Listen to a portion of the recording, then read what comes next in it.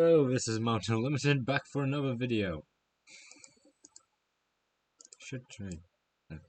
God, it's still stuck on.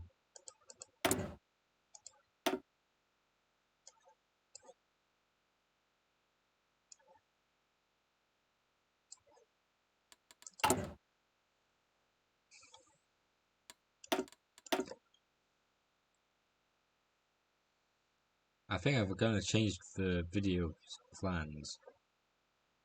Originally, it was going to be Stalina Komi, as requested by Nasamat5354, probably saying his name wrong. I'm deeply sorry. Then it was Toyman, also requested by Nasamat5354.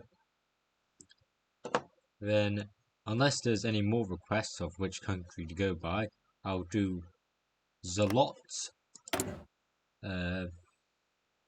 first, then a Dvanano, what was his name? Zandanov, playthrough of Komi, and then finally thinking of another Japan run.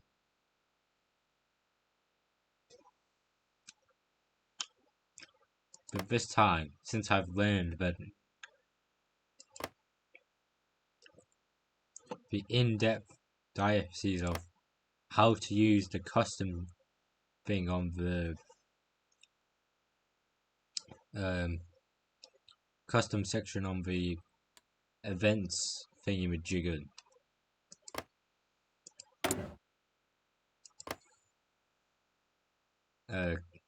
how I can customize the game. That's it. How I can customize the game. I'll try to do a true, fully done Japan. Fully done. True. No, I'm tripping over my lines. Well, tripping over my words. I don't have lines, but you get the meaning. A full, unadulterated, true Japan domination, world domination. No, not mean like Japan conquers the entire globe, that's almost impossible in this game. No, it's meaning we economically and alliancely dominate the entire globe. Is that a bit extreme? Possibly. Do I care? No. But that is the future. Also, in between that time, I'm thinking about doing a small playthrough of Dragon's Lair, because I have that game.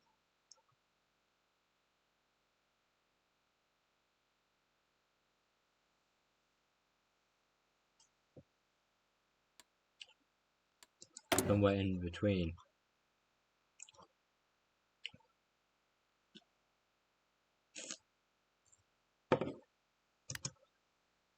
Because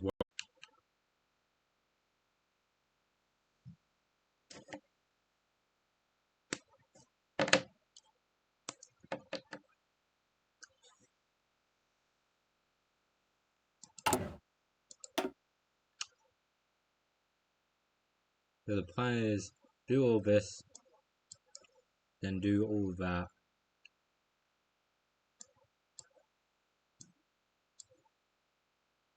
And finally this, and something. Aldrius becomes leader of Peru.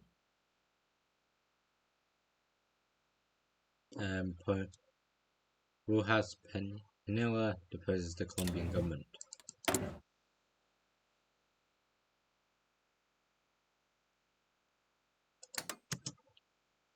Suppress the right, and find PSD twice.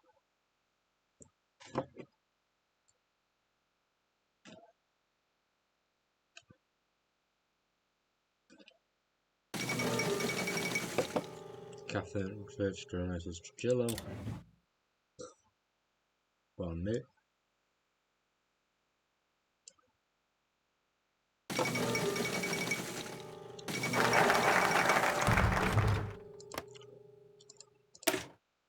the budget is done with.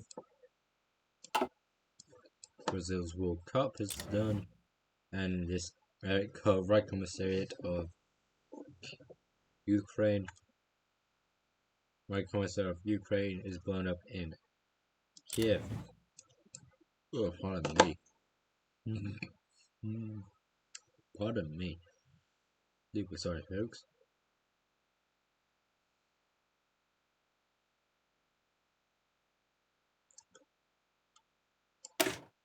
The Defense of the Republic Act. Currently, Republican Army is a formidable force in the Russian Waste, but has its own set of problems, namely its small size. Due to our small population and necessary inefficient census system, the army doesn't get quite as much manpower as it needs. From our current conscription policy, several solutions have been raised in the National Assembly to address this issue and defend the Republic from hostile neighbours. Well, the official line of the ruling coalition is to increase the conscription period from 1 to 2 years. The left has proposed an amendment, a loosening of the law that would ban certain people from volunteering for military service due to participation in certain political organizations. While this is a drastic measure, it could assist the Republic in getting the manpower it needs. The solution, as always, will be decided in the National Assembly.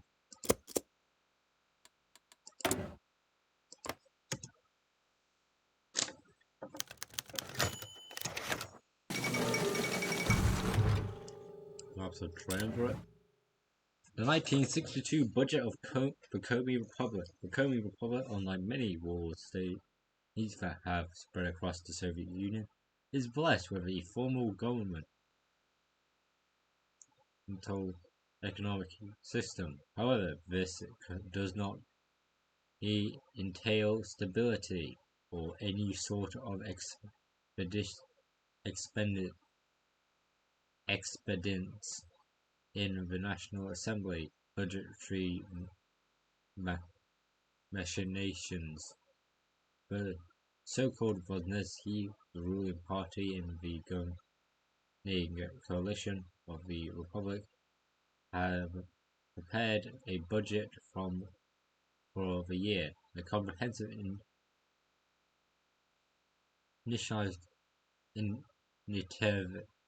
initiative focused on external defense, internal policing, and public welfare for repairs, damages caused by bombings. However, internal polling reveals a rather concerning trend within the coalition.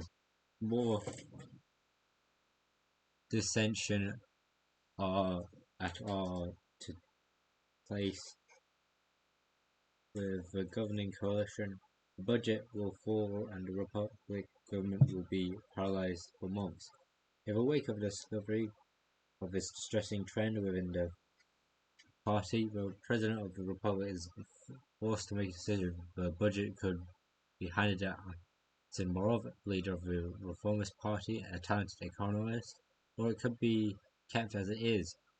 We would hold to assure the votes go our way. While Morozov is slightly to the right of the President, his influence could ensure the budget passes safely, comfortably invading embarrassing government.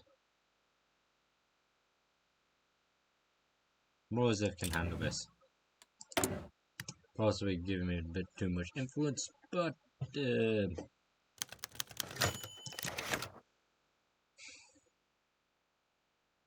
yeah, too much.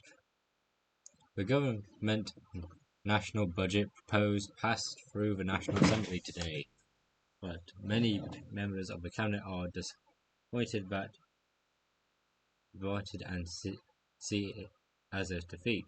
To get required majority, President Vodnesky had to roll back a number of proposed budget changes, especially in regards to cut internal spending to balance out increased in military spending. This has forced the government to consider raising taxes, an unpopular move indeed at least the president can be relieved that the republic will remain functional another year. Here at the Courier, we have to say what that is often all hope can hope for.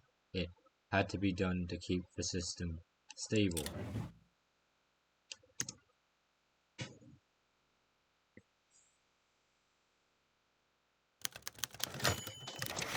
Rumors of a rising star. Comey Great Politics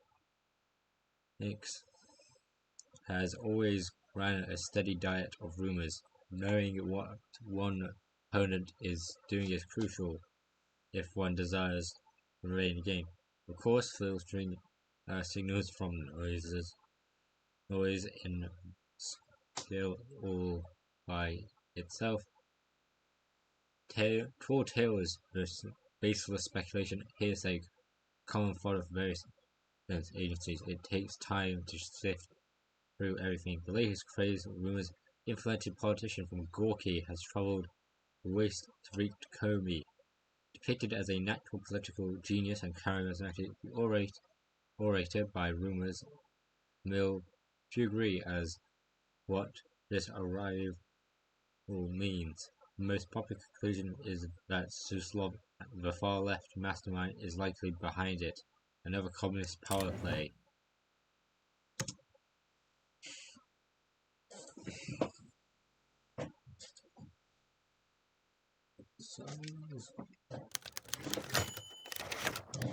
Rise of Ponomaryov. As it turns out, the man from Gorky is not from Gorky after all. Boris Ponomaryov, as a man named turned out to be, was born in Shakhovskoye. The small village was once Ulyanov Oblast, nowadays the KNR, Committee of the Liberation of Russian People. Controlled Samara government had another famous child in form of Mikhail Suslov. An interesting coincidence, perhaps. Few who in the Comey shaky democracy will believe this. Whatever his origin are, the charismatic Ponomaryov has been making rounds. His speeches lambasting the Democratic coalition's unwillingness to deal with the far right have been popular through large swaths of the population. This newcomer rides a wave of discontent and is likely one of the prime communist candidates for the next election. Now what do you hide?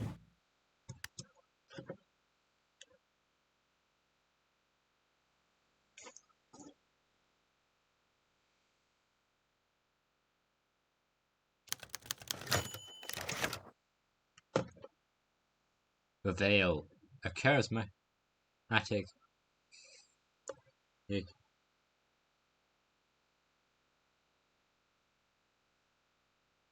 new communist candidate from Suslov's old stomping ground is too much of a convenience for the Democratic coalition higher-ups to swallow. Suslov commands the army far left have made a pact with a charismatic frontman to enhance its control of the party. The Young Republic's policemen would, of course, never stoop so low as to run private investigations on enemies of current government, but monitoring the coming and going of new political figures definitely falls somewhere in the priority list, better than to some background checks on this figure. We must pierce it. Campaign for the PSN.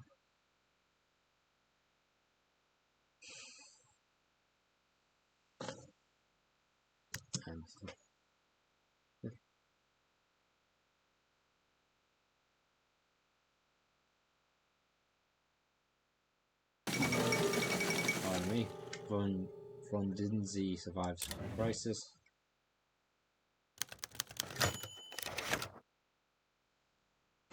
A revelation. Detectives were dismayed and find out at the end Ponomaryov was terribly dull. A paper pusher in Suslov's foreign ministry during the West Russian War, Ponomaryov fell off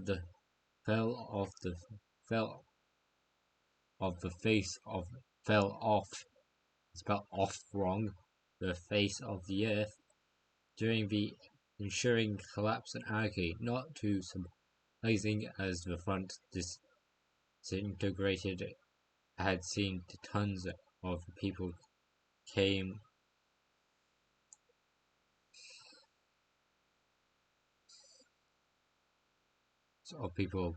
authority in those first few years of the anarchy. This man reappears a few years later when the situation was stabilized through a fragmented communication. Ponomaryov had managed to reach out to his old boss Suslov, as the man still resided in the West Russian Revolutionary Front's territory. It seems that Komi's communists had told him to stay there as a liaison agent with the West Russian Revolutionary Front officer clique. A few years passed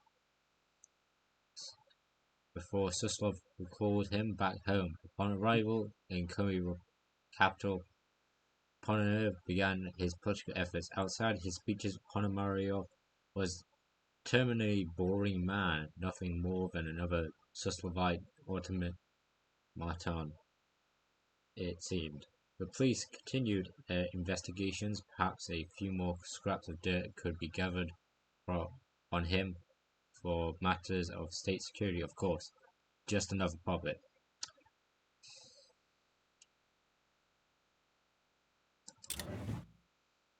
So basically, the guy was boring.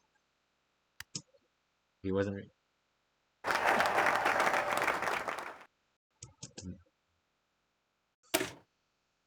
Okay, that's done. The Equal Zoning Act. Redistricting is a concept that has long affected many elements within our republic, from disenfranchised refugees on the peripheries of our cities to the politicians attempting to organize their re-election. The process is infamously odious, with the Komi and Tsietska specifically thanks to the bombings and high volume of population transfer thanks to the refugees. Our lack of resources to run a accurate census, this naturally has led to an environment in which more or less a sort of population distribution can be constructed and made to look official without cooking the books too much. Behind the president has spoken to several deputies on the redistricting board, given a favour of certain politicians to make them unassailable in their districts. Could be just the incentive. They need to throw more of their support behind the government initiative.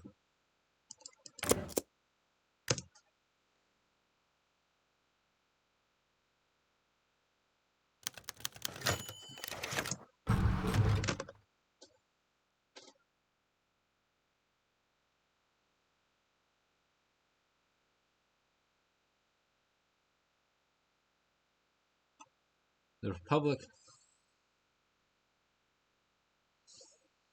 has mandated conscription to defend itself, but the opposition is highly critical of the 2-year draft system favoured by the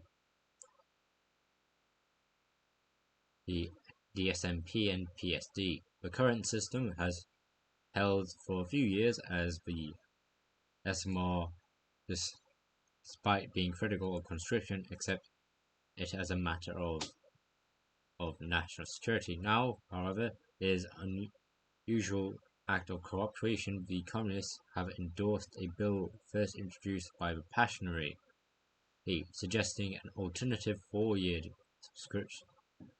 conscription system, albeit with a provision or lowered recruiting standards to ensure a bulker army with the alliance. This alliance, the risk of more conservative PSD members defecting to vote passionately, there are very real chances of the two-year model under threat. The Assembly needs to pass a decision. And that happens, this happens, or this. I would do this one because Zandov doesn't get anything and the left doesn't increase and we don't lose center power.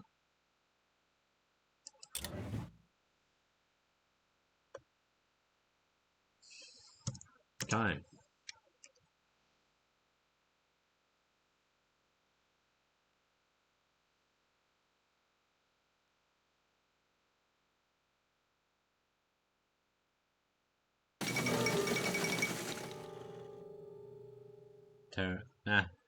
Terrorists in Uruguay.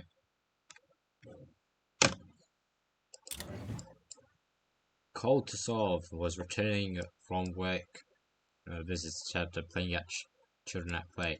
From work when he noticed a small group of children, no more than 15 or 16 members, making little noises in their mouths and making hand pistols to replicate it were capable as there came such pieces of weaponry in the midst of a fake battle. He could hear the little boy yelling, "I am Dirlevanger! I'm going to kill you all! Die, Dirlevanger, die!" Screamed as a response, heartily laughing as he charged with his finger guns banging wildly. The scene sent a shiver down Koltsov's spine as he heard the German fiend's man. And the butcher, the rapist of innocence, he remembered when he was younger. The stories of Dirlevanger were used to terrify him. Now these children are playing him like he was some sort of villain, not a monster.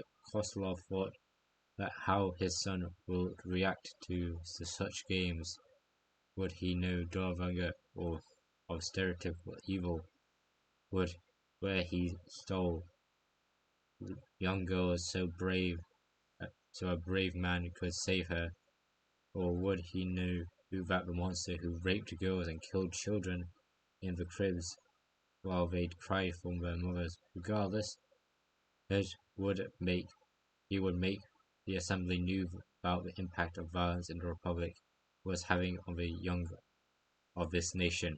A letter surely solved this situation.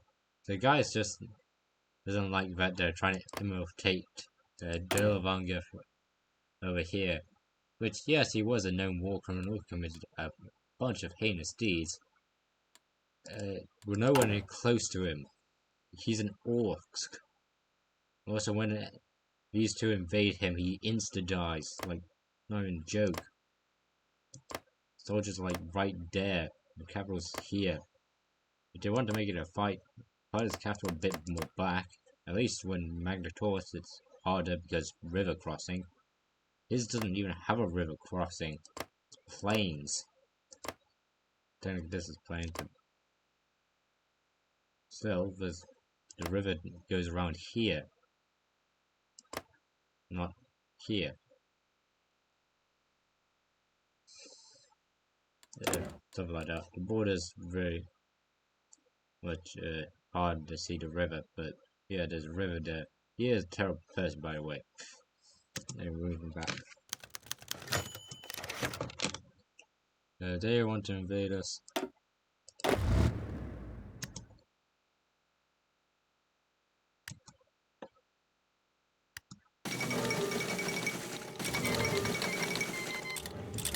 That's happening. We won't do that. Also, I want to see what happens if Italy wins the Turkish-Italian war this time. So, key debug. Tag ter.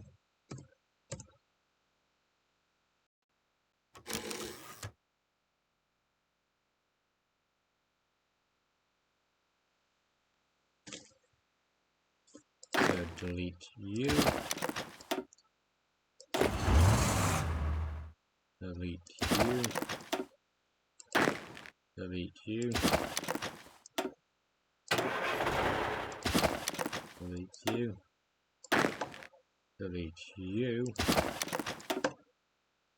and delete you. Also tag SNS.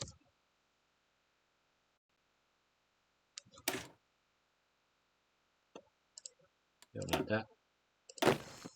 Delete you, and delete you. Finally, tag BKU,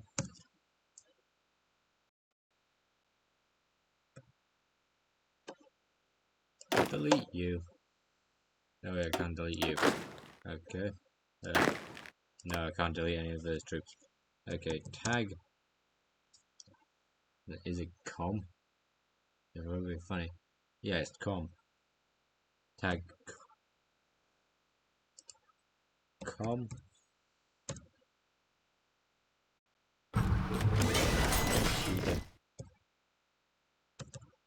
Bug.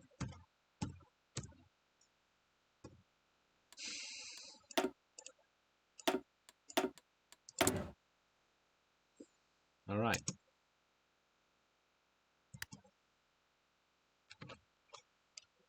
Let time pass on.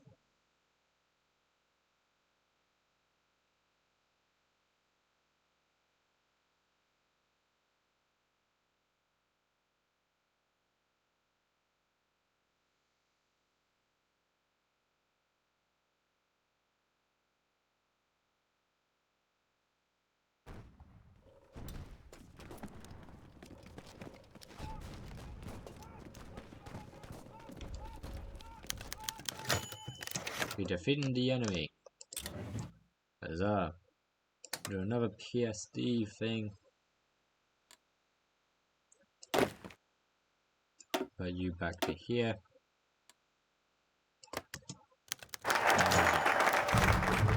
Meeting and greeting.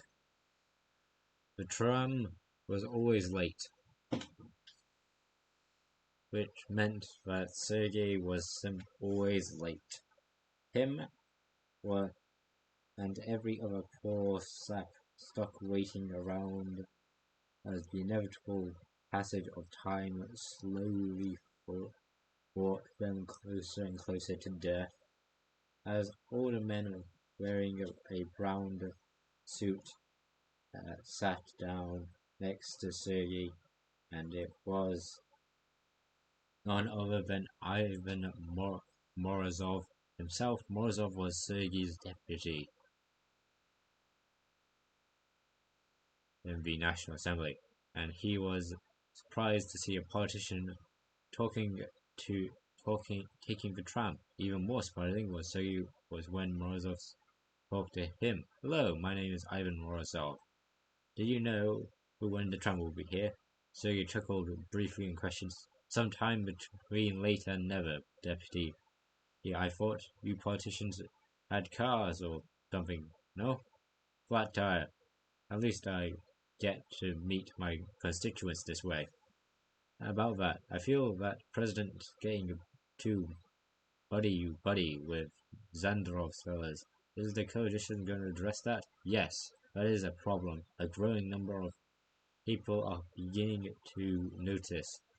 Yes, and it would love to bring it up, but the coalition needs unity in these times, not division. If it becomes too much of a problem to tolerate it, I will make sure of it. I'm sure he hears of it. Thanks. Good to know that you're doing something about it, said Sergei. Just then a man came running up to the tram. Stop shouting about how some paramilitaries have busted the tram and they are now had to walk. We really need to talk about the trams in this city. Woof. I get when you saw the sort of thing with Britain and buses. Dear Lord. So that's done. Minority representation. There lies deeply concerning trends throughout our republic of inequality. In the National Assembly, a majority of the deputies are Russian, with an extremely minority of nationalities made up of people who that the republic bears name from, of the Komi. The proposed bill, spearheaded by Svetlana Stalina PSD, makes a stand for certain quota of minority representation, with a new district drawn to ensure more minorities are sent to the National Assembly, and a rich culture of the Komi can be protected from the lack of representation. Unfortunately, unusually, Stalina and the left have aligned on this matter, with a largely contingent of the Rosnetsky and the PSD and the communists supporting the measure. The fate of the bill seems to rest on the groups that can be railed to support or oppose it. A moderate bill could be gaining support more of the centre, who are concerned about political ramifications of mandated representation and marginalised the left.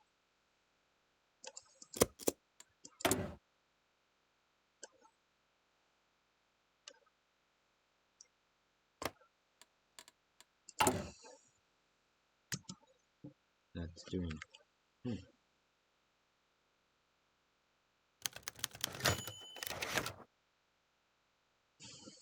The Comprehensive Zoning Act. We have gained stable enough majority in the National Assembly to start so we can redraft parliamentary districts into equitable fashion. Yes, that sounds good. Very generous description of equal zoning bill.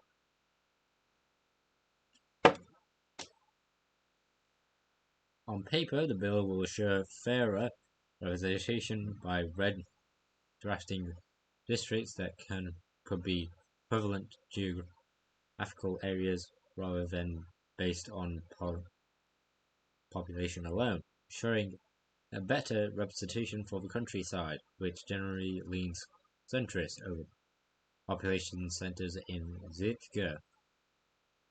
Now, of course, it's very possible that some districts may be more equal than others, and should we desire to instead benefit one of the opposite factions, the purpose of our plans easily be done by adding provisions allowing smaller districts, either in the city centre benefiting the KPD or suburban regions and small towns benefiting passionately. How should we draft? We're good, verb bit to I, verb bit to move.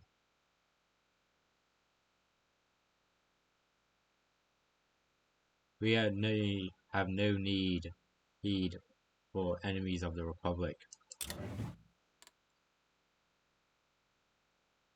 Moving forward.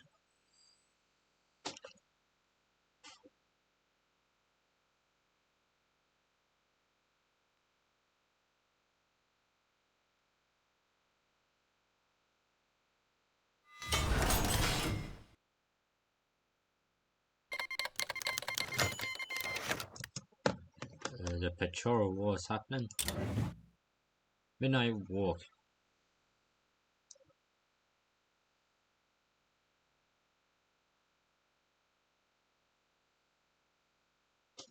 Yuri shoved his hands in his pocket of his coat, a vain attempt to keep them warm as he trudged through the downpour, almost reflexively. His hands curried around the grip of the gun that always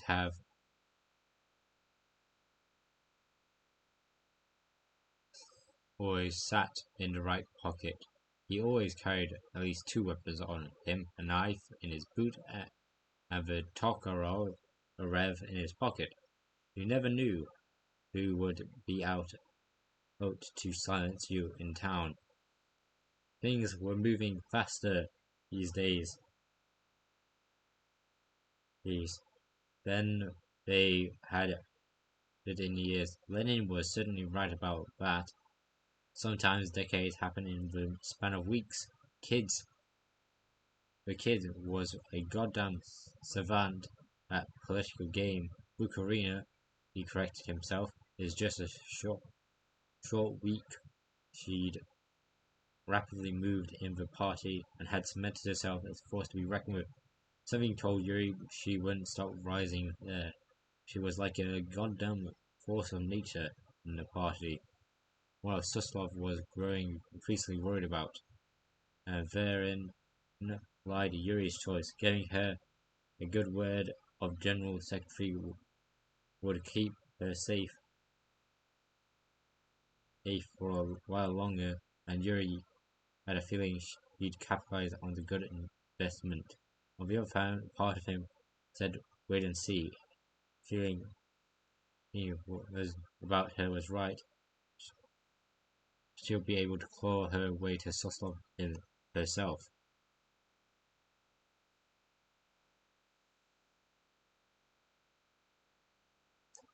Put in a good word, but screw it, why not?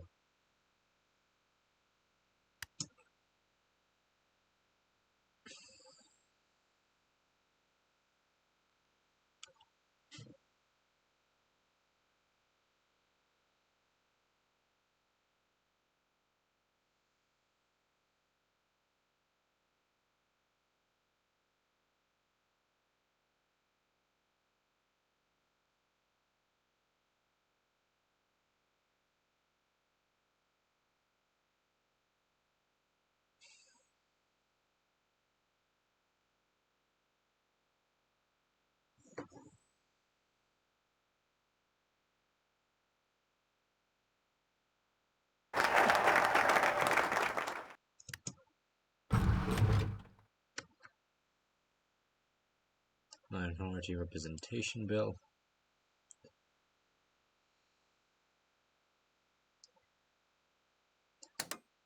Campaign for the RSD.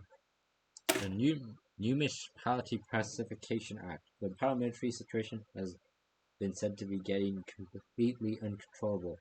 The general uptick in overall violence over time, several politicians in the National Assembly, spearheaded by Slatvina Selina and Ivan Moronov, leaders of the Democratic Center, have proposed a rather drastic bill. One has been said to increase policy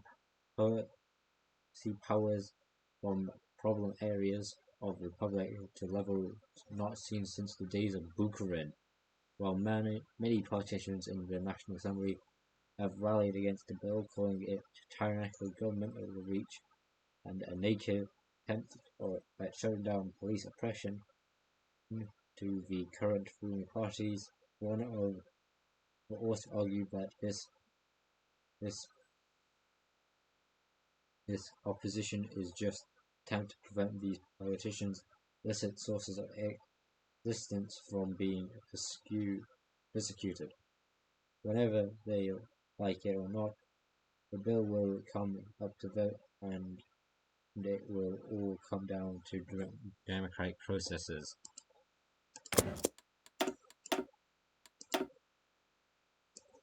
Nothing to do there, nothing to do there, except scavenge, I guess. And we're just gonna put these on charge, but they're already alright. So time.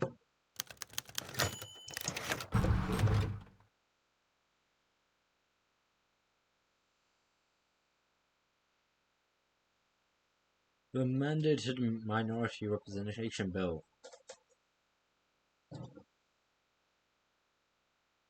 It is a sad fact that in a republic centered on the Komi region, the actual Komi people and other Finno-Uric minorities in the republic are woefully underrepresented in the regional government and National Assembly. As such, the Communist Party has introduced a bill enshrining the rights of natives to have numbers of assembly seats proportional to their population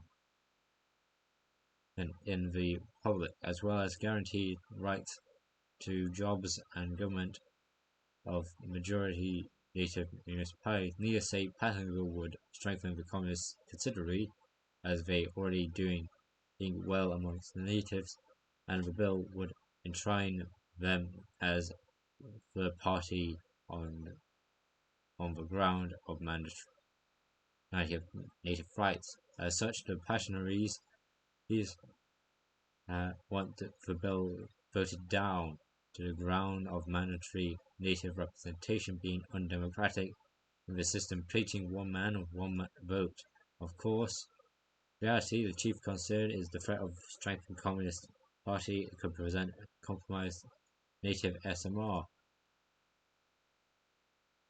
Representation Ivan Morozov has drafted a bill that will guarantee native access to local government and a heavier vote weight in assembly elections, but no mandatory lower limit and native representation. The centre is rallying around the proposal, although many of the SMR and DNSP are more sympathetic to communist minority rights bill.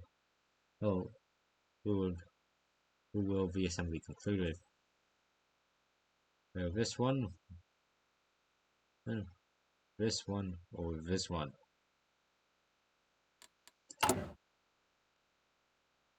Centers are all too high, and there's. I'll choose the top one. Passive and full, an excellent idea. There we go.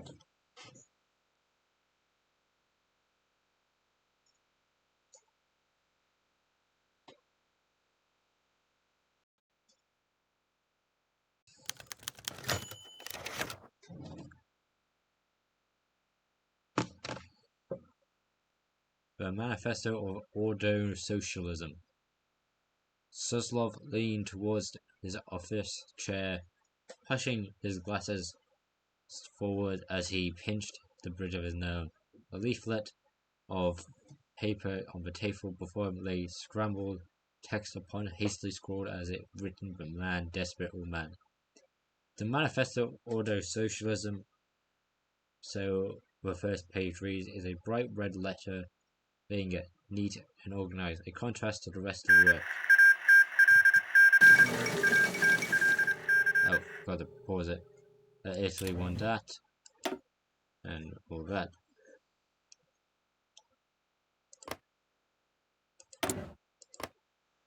Also, they're still invading Lebanon. Lebanon's still at war with Turkey. That's going to be unique. But the actual results are Italy became the leaders of this Syrian national state, and Iraq conquers Mosul Kirkuk, as I was saying. So the first page for bright red lettering, neat and organized, a contrast to the rest of the work, a fact that Suslov found somewhat amusing, though he could not quite explain why. When Sezrov had presented his theory to him before Suslov was off to Nick, although Suslov was inertly a brute who was loyal one and wasn't ignorant on Marxism, though Suslov didn't quite expect a second coming of Lenin. He hoped that the ex-NKVD chief would at least demonstrate some knowledge of socialism. Instead, he found horror. Suslov signed and shuffled through paper once again, churning his gut intensifyingly. Nothing about the manifesto was inherently wrong or reactionary, but Sezrov's wording, particularly in regards where he refers to hereditary reactionaries, suggested something far more sinister than simple theory laid under the surface of the manifesto. Suslov pushed himself away from the desk, stood quickly, hands quivering, called for a messenger. Bring me Comrade Serov immediately. That guy's definitely he did something wrong. Anyway, time passive.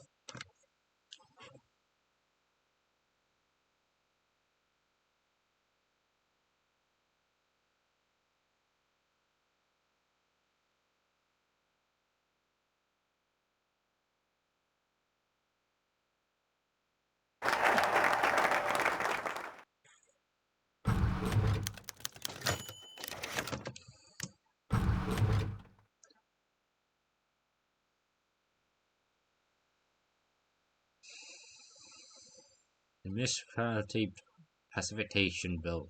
Stalina has introduced the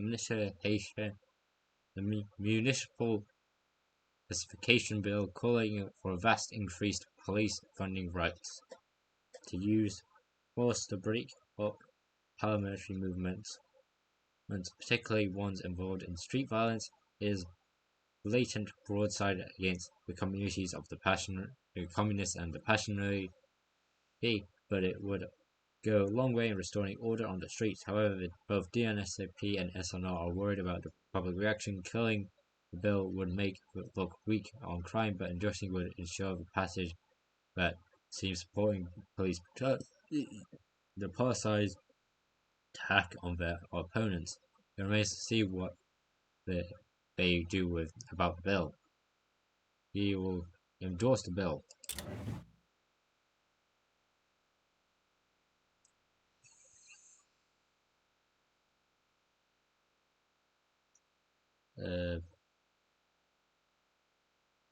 Campaign for PSD.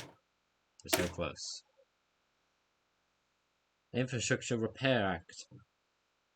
Whilst the Republic has the Department of Transportation that handles repairs of infrastructure and replacements of damaged watercraft and transport vehicles, the department was constantly delivered complaints about how its funding is insufficient to deal with every issue that is currently faced. A new bill has been proposed to the National Assembly to pass through a special appropriation for the Department of Transportation, which is to be dedicated specifically to providing the aid of the Infrastructure Repair Division. However, certain aspects of the bill are undecided, particularly labour laws and exact sources of fund, which are to be dedicated. These matters must be decided on in the National Assembly before the bill is to pass.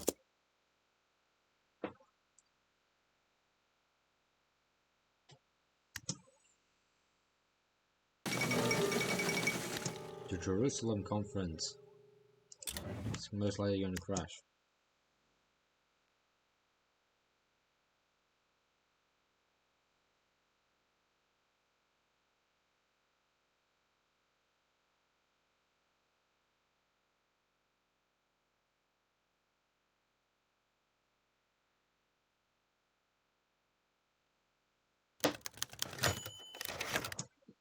Suslov presses the manifesto. Ivan Serov nervously rubbed the back of his neck, hands nearly coated in a thin sheet of sweat as he stared up at the towering silhouette of Mikhail Suslov. The shadow master's desk lay a manifesto, Severov's manifesto. He swallowed hard, trying in vain to stand fearless against what had to be coming. Comrade Serov of Suslov's voice cut through the silence like a knife, even though he spoke barely above a whisper. This theory of yours, he paused. Several saw an opportunity. Perhaps if he spoke fast enough, he could explain the revelation that he'd come to.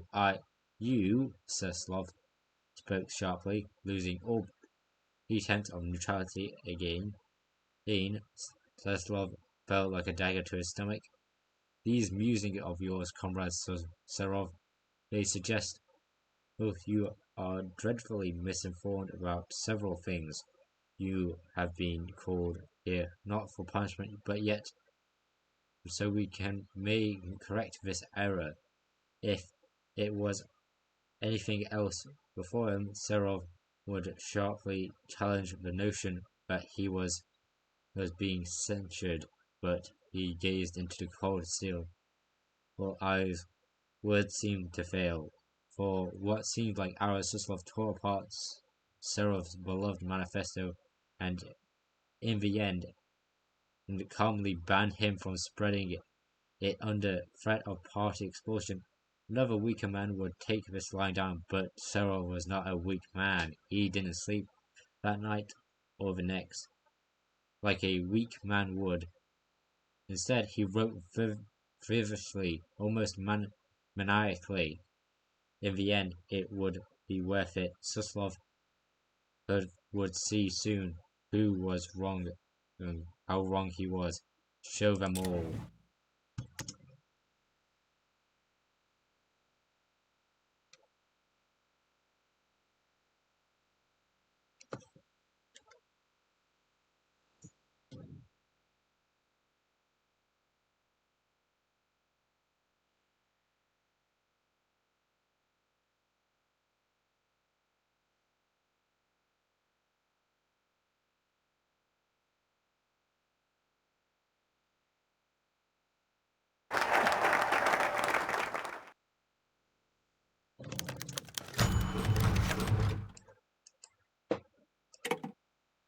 That's done. She's influential. Suppress the right. The infrastructure repair bill.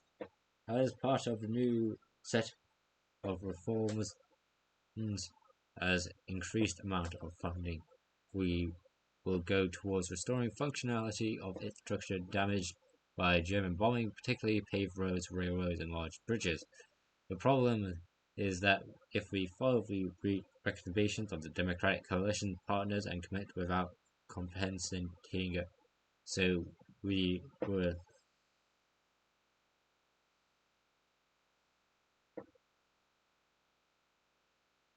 risk running up debt, which is notoriously expensive due to our isolation and international credit. Yegor Ligovich of the DSP believes he found a solution after receiving assurance from Zendarov that the KPK will vote in support of any increase in income tax necessary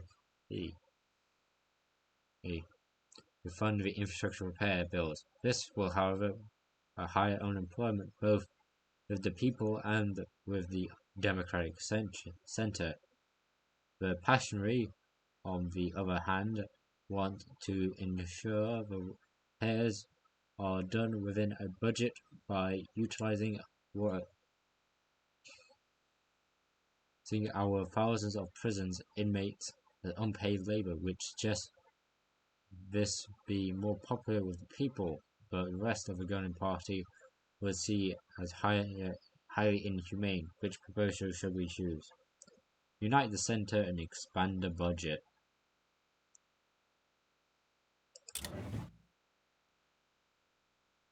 And that's all done. So the government in check. Nothing in our government has been spared from danger in one way or another, while we have essentially dwindled our thumbs, both the left and the right have positively calculated and made their moves. With no counterattack from us, we are essentially a king of two rook flanking it. There are only few moves we are allowed to make, and we must make the right one, lest a mistake is made and our game is over. The plan is to keep the flame of democracy alive in Komi, but must be observed and changed with haste. The fate of the republic depends on it.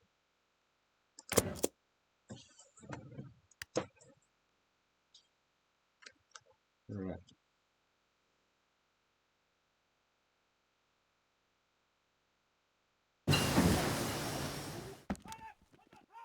So learn that.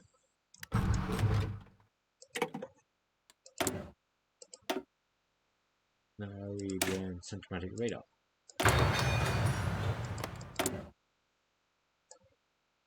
It's all clear, but clear.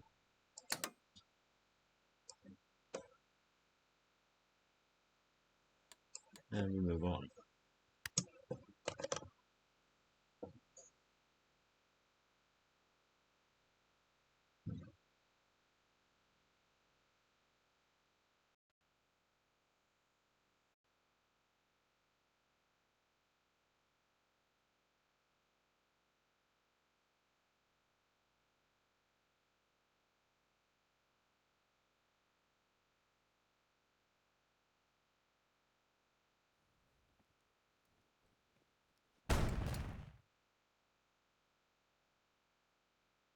neighbors fighting each other.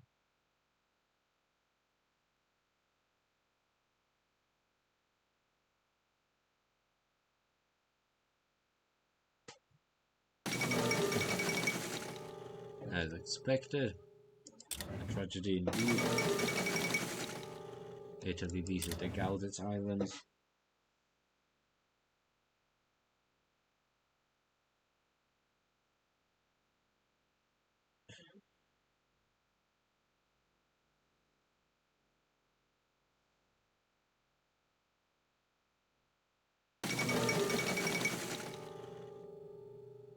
Travis in Burgundian soil.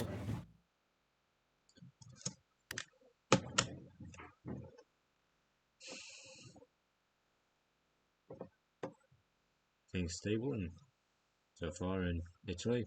Probably going to check on those words in a few seconds. Let's press the left.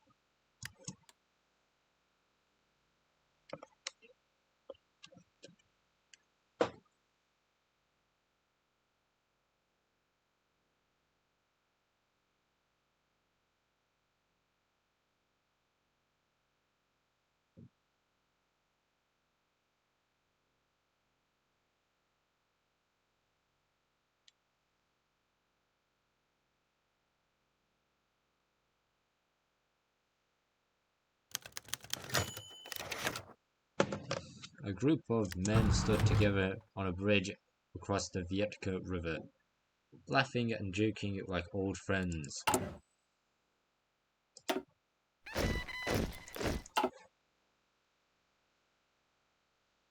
They did not, in fact, know each other, having just met that day. Some were border guards from Komi, some were border guards from Vietka. Nobody really remembered who had been the first to call over to the other side and ask if they wanted to take a break for a day. Nobody really cared. They were just all tired of conflict, of loss, of living in fear. It was all just some of them had even known in their lives.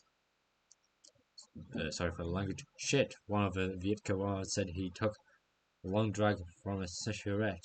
You soldiers of Sitska were just good people trying to do their best like us, aren't you? We should have done something like this sooner. Another boat passed under the bridge, and the crew collected at the soldiers together, stopped atop it. One of the guards from Kobe chuckled and then sighed. Yeah, it's really nice, peaceful sight. I have you, Saris, to thank for it, at least partially. However, even as the soldiers both sides joked and laughed and enjoyed the peaceful moment, heavy questions hung over the air. Them all. If it was this easy to get along, why couldn't their governments work something out? And when they had to face the men beside them in coming battles, would they even forgive themselves for the blood they will stain their hands? In other words, they may have been friends. In another world, they may have been friends.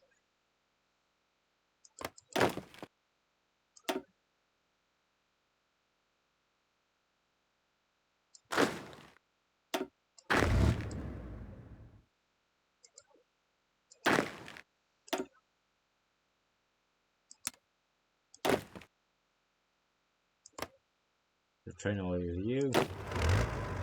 You're all good. So time moves on.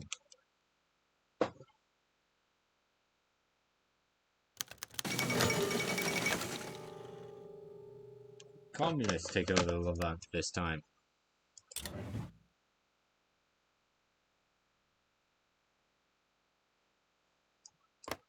Damn, we even got Jordan. So there's the Harayaka Kin, which have taken the Democratic Republic of Palestine and the Socialist Republic of Jordan, but not the Lebanese Socialist Republic. That's the Al Murabitown. Its awesome name is known as the Harak al Qawmilian al Arab. An interesting name for sure. Becoming Republican Navy. General Ivan Korolikov slowly paced down in Seoul docks. Defense Minister Ligachev and 6 Republican guards in tow. The waters of the river which now nourished Svietka and the cold Koklas was formed the Republic's border with the front were calm, clear and placid in the fall air. The object of Korolikov's attention, however, was not the placid vessels, it was the gunboat. The first at the dock of Sitka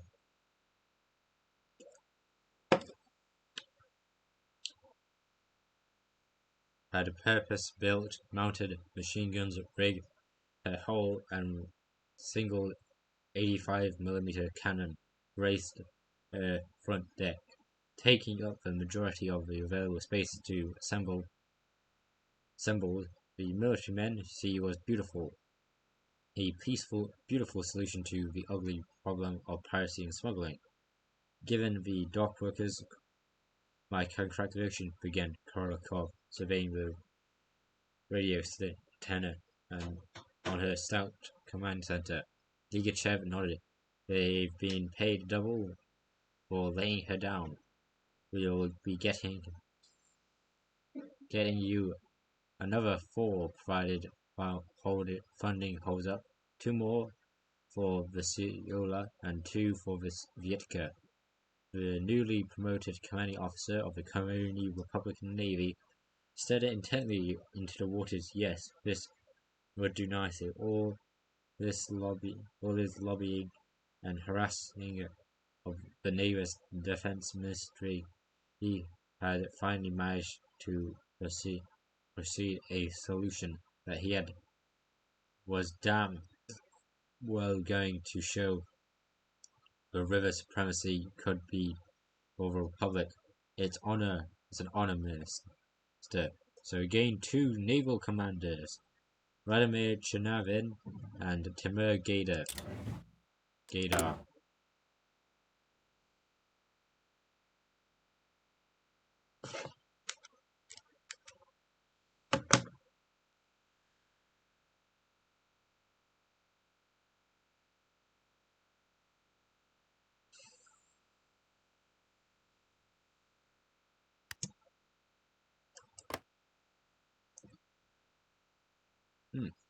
Indeed.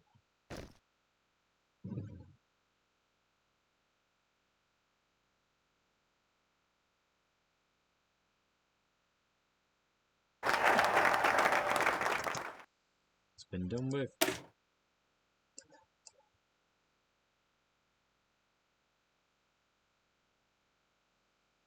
So we'll wait and see on that front.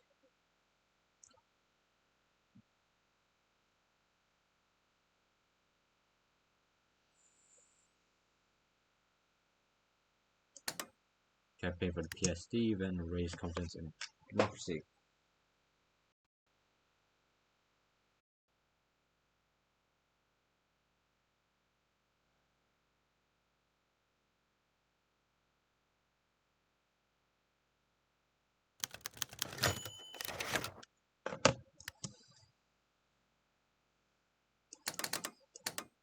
Plan of attack.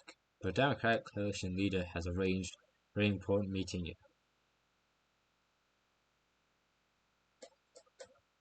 or at least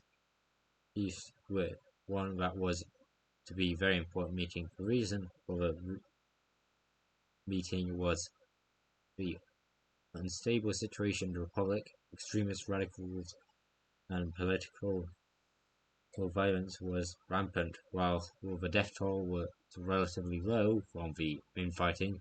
The Democratic coalition feared that things may escalate, leading to the coups and possible collapse of the Republic. Unfortunately, it appears no one could decide upon a plan of attack, regardless of these fears. A number of representatives believe that this coalition should focus on the left and their dangerous revolutionary rhetoric. Others disagreed, citing the increasing violence from the right as the largest concern. The third camp within the coalition believes that all of this is unnecessary and that we should simply focus campaigning and winning the next election. Debate eventually completely derailed into hominin and shouting matches, and it was clear that the leaders of the coalition that no progress would be made. By ending the meeting, everyone was equally unhappy, as it was decided that the coalition will simply agree to disagree. The meeting adjourned and the hominin ceased, and its political reluctantly returned to their homes. The centre must hold no matter what. Distance from Zandrov. A source of uneasiness amongst our government is, regardless, our leader, Comrade Voronezhsky, and rumors surrounding his connections. Allegedly, Voronezhsky has ties to the far left Andrei Zandrov, even a friendship on a personal level. Even though we believe these rumors are a Socialite plot to divide us, they are deeply concerning. And of course, rumors come from somewhere just in case. It's best to implore Comrade Voronezhsky to cut any ties with Zandrov and to distance ourselves from any of his party's actions in general.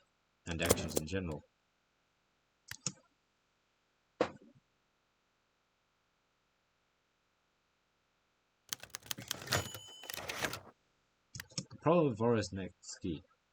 The assembly was out today after many governments decided to focus their efforts holding the Democratic Centre at all costs, because they're rotating between parties and strategies for the election. Days were planned and happened to happen tomorrow. Amongst other initiatives to strengthen the power of the centre came Elena and Yevgeny, as they were a few months ago, analyzing key issues together, combined in one of the assembly buildings. Offices they gathered other like-minded members of the centre and given all evidence, noted observations that they have about the political situation in Komi. The left is divided between reformists and orthodox lines, and yet another division in the Orthodox caucus alone presented. Furthermore, the right is extremely ideologically fragmented as well. Fascists, Eurasianists, Shavaroviches, and monarchists do not mix well, Yevgeny added.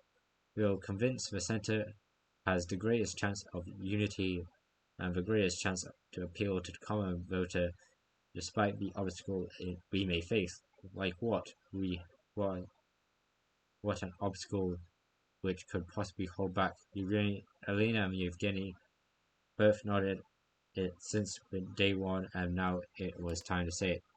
Voronezhsky, we must bury the rumor regarding his ties to the left.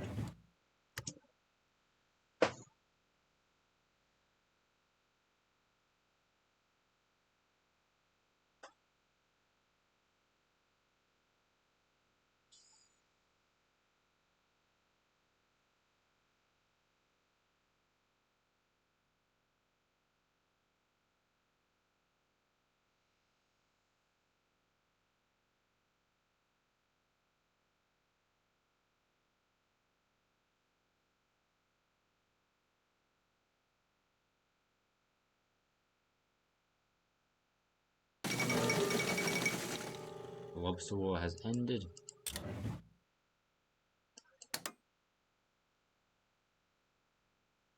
No confidence in democracy.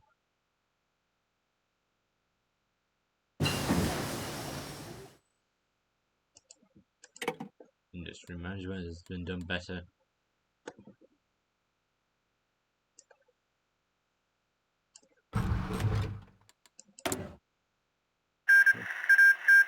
Presidium this time wins against Parathia.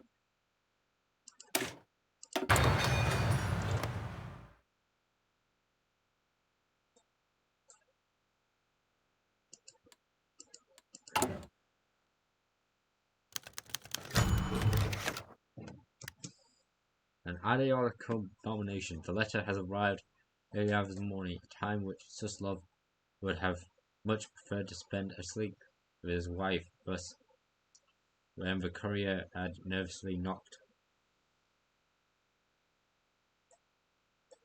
on his door and quickly handed him the paper. Suslov had steeled himself to read the contents, and yet nothing could have prepared the horrors within. Serov had gone quite mad. That was the only explanation Suslov could believe. No traces of blank white paper remained on the letter. It held only erratic ravings of a man's scorn. If a manifesto of ordo-socialism flirted with revisionism, a new monstrosity was practically wedded to reaction. He read with horror.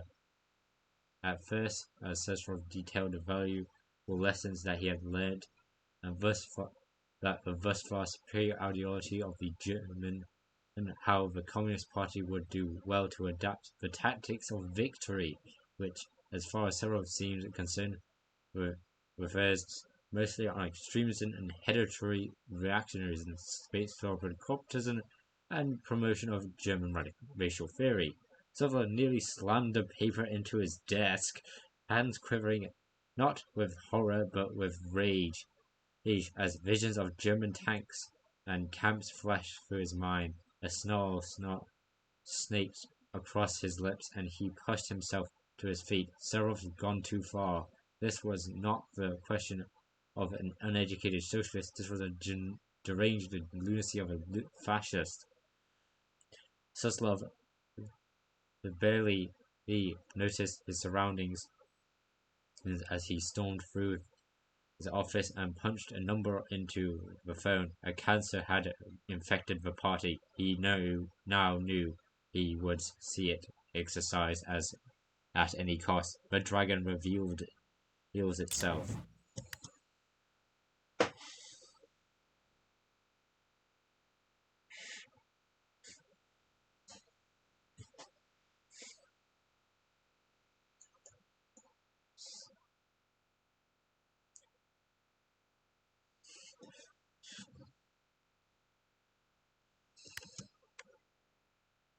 PSD. Not to get confused with PTSD.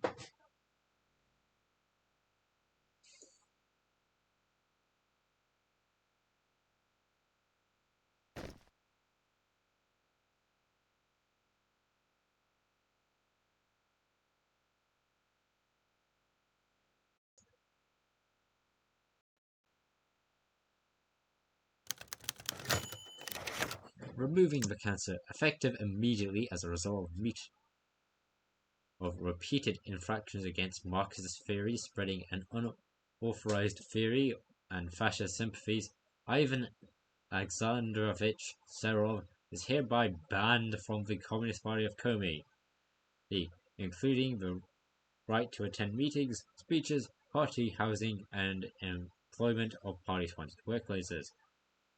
Suslov watched impassively as Zandrov signed his name to the bottom of the letter. Glancing to the bodyguards of the party officials and attendees in attendance, Zandrov, to his credit, had nearly immediately arrived at headquarters and agreed to sign the letter of expulsion, something Suslov took precious satisfaction with, though he could feel that growing distance between his old mentor and himself every day. They stood united against reaction. Zandrov placed the pen onto the paper and gestured towards Suslov as he approached. Taking the pen in his hand, Suslov signed even so quietly as he signed his own name. Just above Zandrov. "Leave us," he demanded, and the official bodyguard followed, unquestionably believing him and Zandrov alone. He was reliant, Mikhail, Zandrov often spoke after the moment of silence. "I know."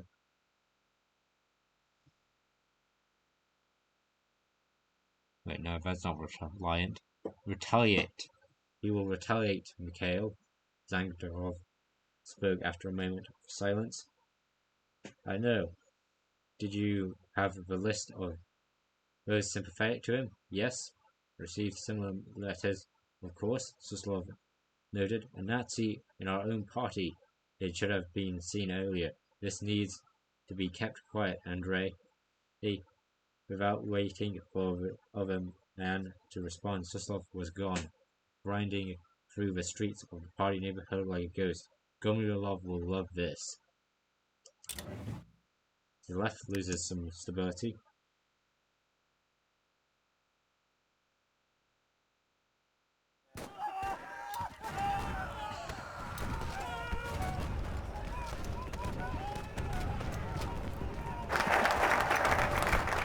Distance from Zendrov.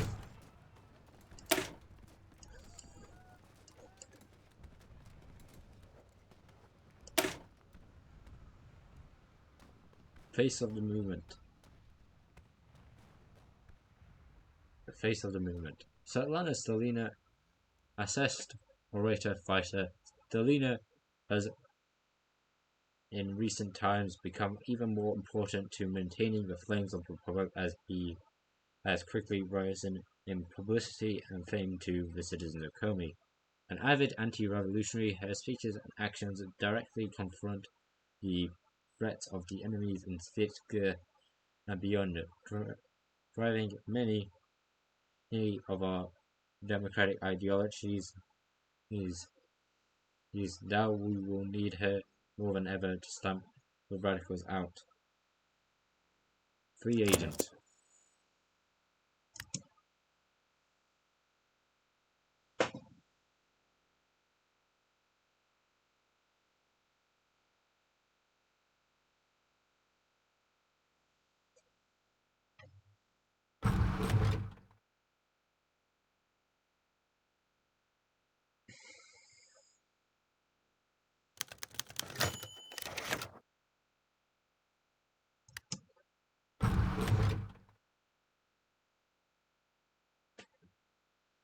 Voronezky shifted his gaze around. It was another meeting of Magnitsky, and it was centrist politician's turn to speak. As he spoke, Magnitsky became interested as the wheels in his head turned and turned, became perturbed. Although the politician's words were not important, his affiliations was. His mind raced and his eyes began to take a knowing glow. One name appeared in his conscience again and again. Zandarov was a secret for now, confined only to a group of few people. But if it got out, Magnitsky shuddered. Just imagine, Morozev's reaction was enough. And again, Zandarov was immediately precious asset to him, and if he needed help, his help, he would get dead air in response. The politician's finished words, but he was not focused. The next Venetsky had to choose. He was too valiant to cut ties with. This will hopefully make Venetsky unable to do stuff.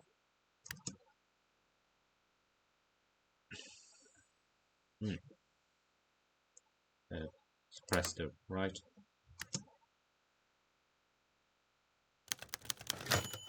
Message from Zandarov. Letter was simple message. Near the Gribelny Hranulok.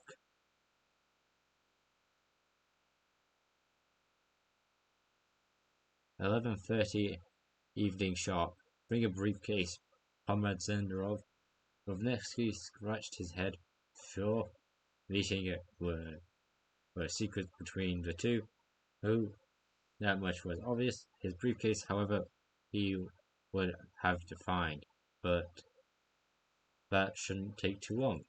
Lights were scarce in the troubled times for Stika. There were enough aerial problems in the city after all. The imposing silhouette of the Friborni protocol shadowed the dark alley. He was assigned to meet him right on cue. A figure showed Comrade Zandrov was arrived. The conversation was short. I have for you something that you might be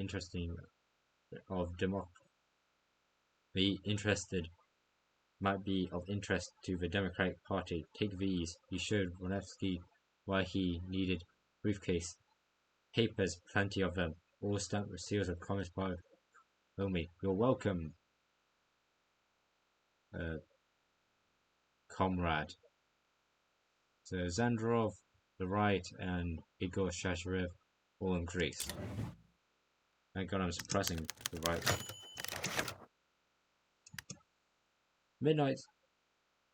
A midnight stroll. Mikhail Suslov enjoyed walking around the neighborhood. It was soothing. Allowed him to enjoy a moment of privacy away from his bodyguards. It wasn't like he was in any danger, considering everyone knew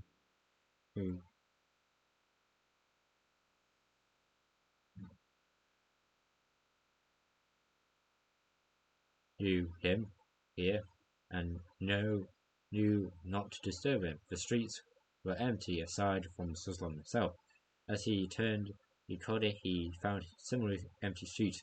Understandably, not many people take strolls from a German bomber, and a German bomber could turn you into dust. Suslov was relaxed.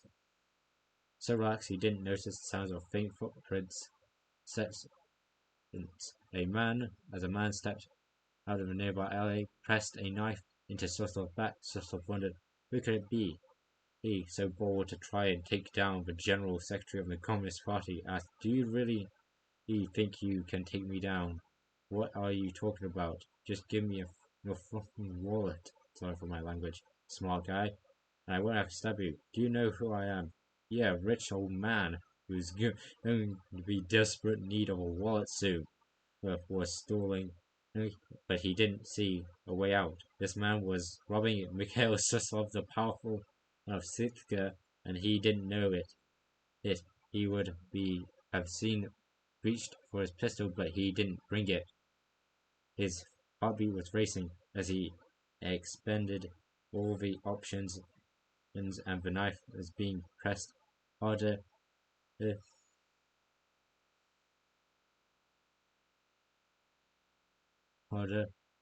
and longer. Suslov stalled with shaking hands. He reached into his pocket and handed it out over his wife. Thank you for your charitable donation, said the mugger, who then shoved Suslov to the ground, scraping his elbow and knee, and caused Suslov's glasses to fall off his face. Suslov now lay on the ground, blind, injured, and alone. Suslov did not go on many midnight strolls after that.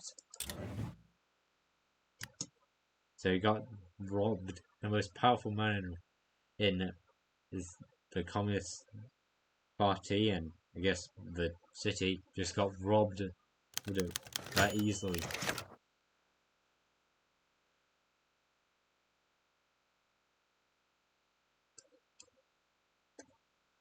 Taking the internal files, Zandrov glanced at Rosnevsky as the papers ruffled moments of the breeze.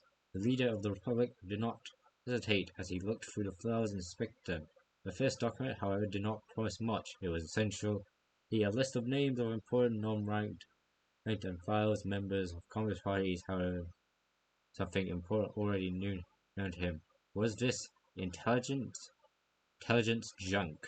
All the pages were in the pile, of course, but the first document shown to him was obviously information that he hoped were minimal, then the rest of them were better. On the other hand, these files were still important information, even if copied or already deducted. Surely keeping backups would be important. So what could go wrong? Zender would be able to learn more from us, or we've seen this one before.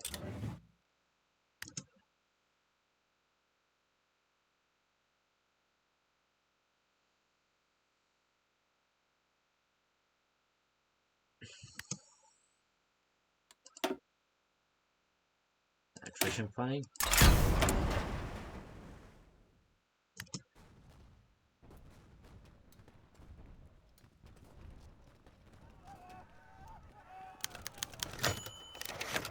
Vinesky thought about what Zandrov was offering him. Sure, there were internal files of the Communist Party, but Zandrov was not a man who would be completely trusted, and considering that this file was nothing but already known junk, he did not have high hopes for the rest of them, even if these were files those that revealed hopes for the rest of them, revealed damaging information. What would he be then? Just another plotter in the shadows. Comey had enough of those already. He would become another Golomyov or a Suslov, and his followers just known as the Vosnevskyites. To even in his own party, he knew that a couple of old and worthless files was not just losing party unity for.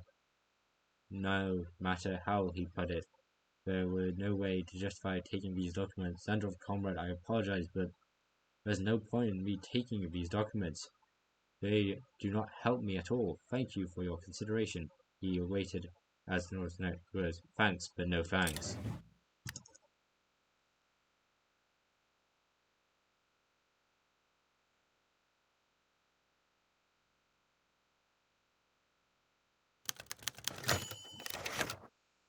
Mikhail Suslov entered the room, placing flowers at the foot of the bed. He grabbed a chair and pulled it up to Yelizaveta's bed. She still looked like the woman he fell in love with all those years ago.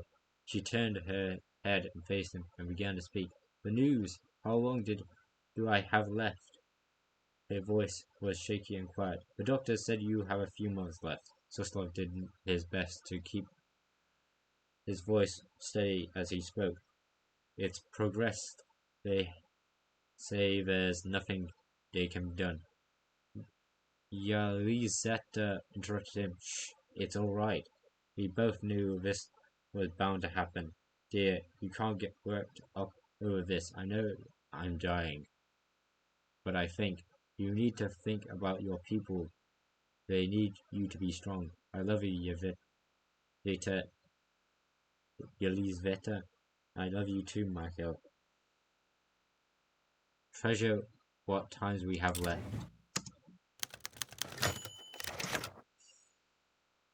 Plan foiled? Zandrov looked over at Vosnevsky, retracting his hand and putting the documents away. The two men locked eyes, yet Vosnevsky did not see either Zandrov he usually saw. Avoiding eye contact and looking around, Zandrov muttered out a few words, perhaps of gratitude or of regret. Vosnevsky could not tell, and slowly backed away from him. Was Vandarov planning something, and his plot was now defeated before it even started? Did Zandrov want to sabotage him,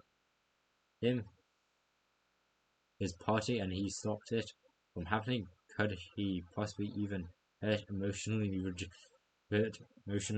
by the rejection? Close friend betraying him? As Zandrov quietly phased into the darkness, Vosnevsky was left alone to stare to contemplation. Perhaps we'll never know.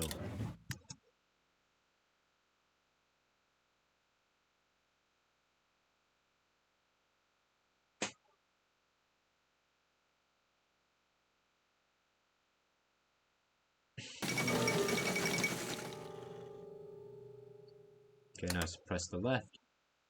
Ubinist elected in Uruguay.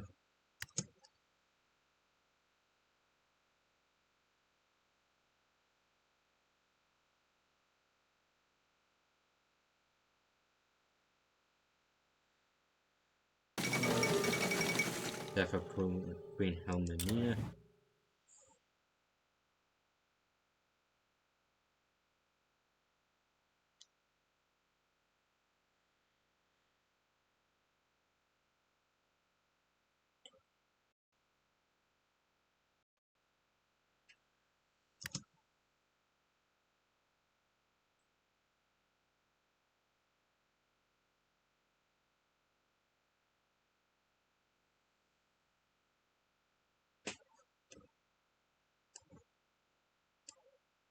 do a bunch of wall stuff.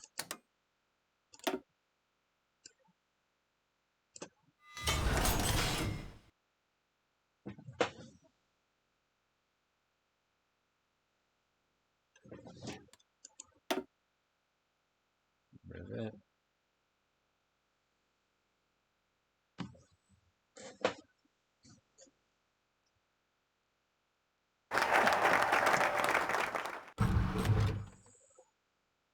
Paying for the PSP.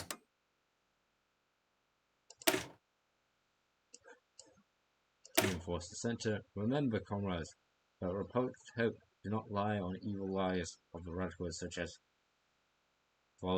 foresights are there to lure those of us who may not be confident in our governing and to snare them and to be confident in our governing, snare them and to brainwash our citizens to serve the aims of the radicals.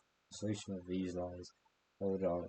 No more citizens shall be lost to Suslov or Gumilyov. Stalina's speech to the legislature outlined our plan to combat the radicals.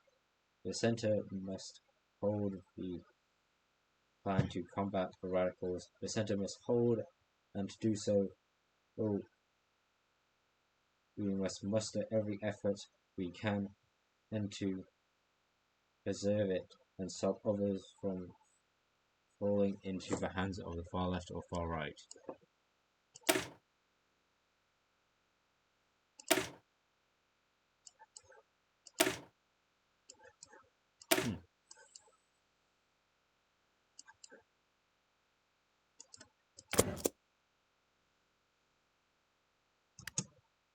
Time moves on.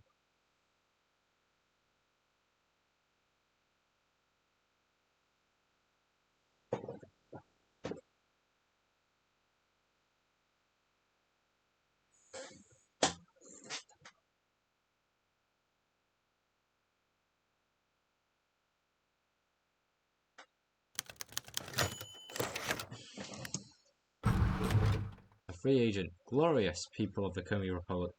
The time for movement is now. In the world, and even in the Republic, the boot of so-called revolutionary action haunts the people with their lies. They are in our homes, our streets, and they are ready to take action. We must move first. For this republic must not falter. Concluding her speech, silence fills the room, but for a brief moment before thunderous applause reaches ears, it seems her message has gone through. Svetlana Stalina, a devoted new politician, has quite quickly climbed the higher Byzantine ladder of influence in the Komi Republic, and a message of anti-revolutionary zeal and revenge against the German menace have plagued the fields of Russia.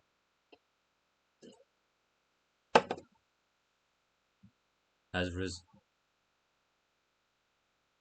resonated with at least a sizable portion of the masses. Now she has made a major political asset of the ever so-called complicated political field of Komi, and even opponents of hers have come to concede it. A most magnificent showing.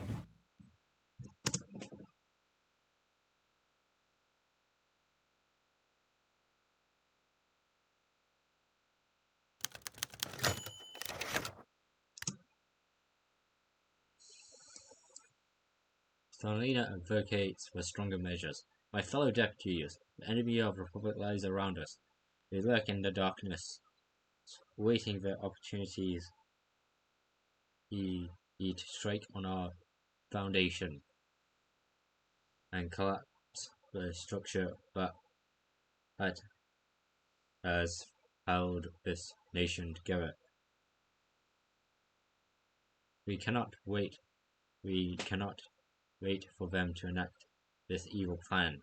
We must make the first move and battle them through any means necessary.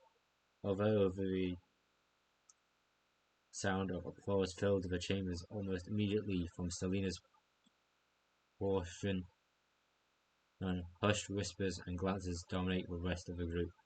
The measures that Lena put forward are excessive and involve different variations of action against enemies of Comey, such as further power to the ruling party to the legislative chamber and ability to carry out arrests without a warrant of said enemies.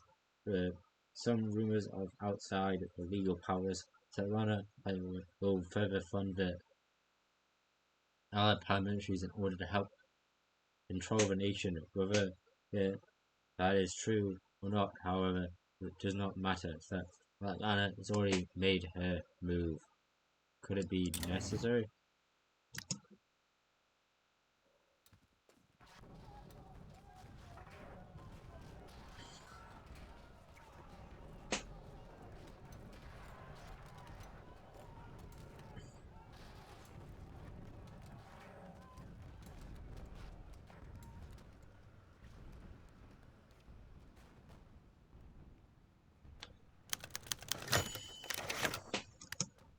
The soldier from the left. A malaise hangs in the air for the last block. Since does leading a proclamation of destruction of the enemies of Comey actively has become different than usual. Impromptu emergency meetings between legislators and parliamentary members, the politicians move between legislators unlike anyone has seen them before. With haste and alarm, the meetings too show a great change in mood. The whispers grow in numbers, the applause grow less certain, the glance become only more and more worried. The leftist paramilitaries too show bizarre behaviors. Their movements far more mixed, the graffiti on the walls becoming less and less prevalent. Members of themselves encrypting their communications however they can. The presence of trouble is in the atmosphere, and reasoning is not difficult. The cracks show.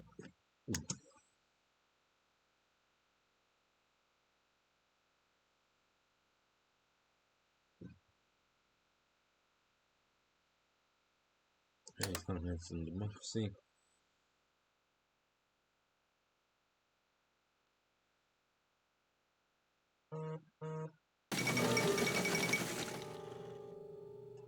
Avelo's regime, rooted by 13 counter-coup.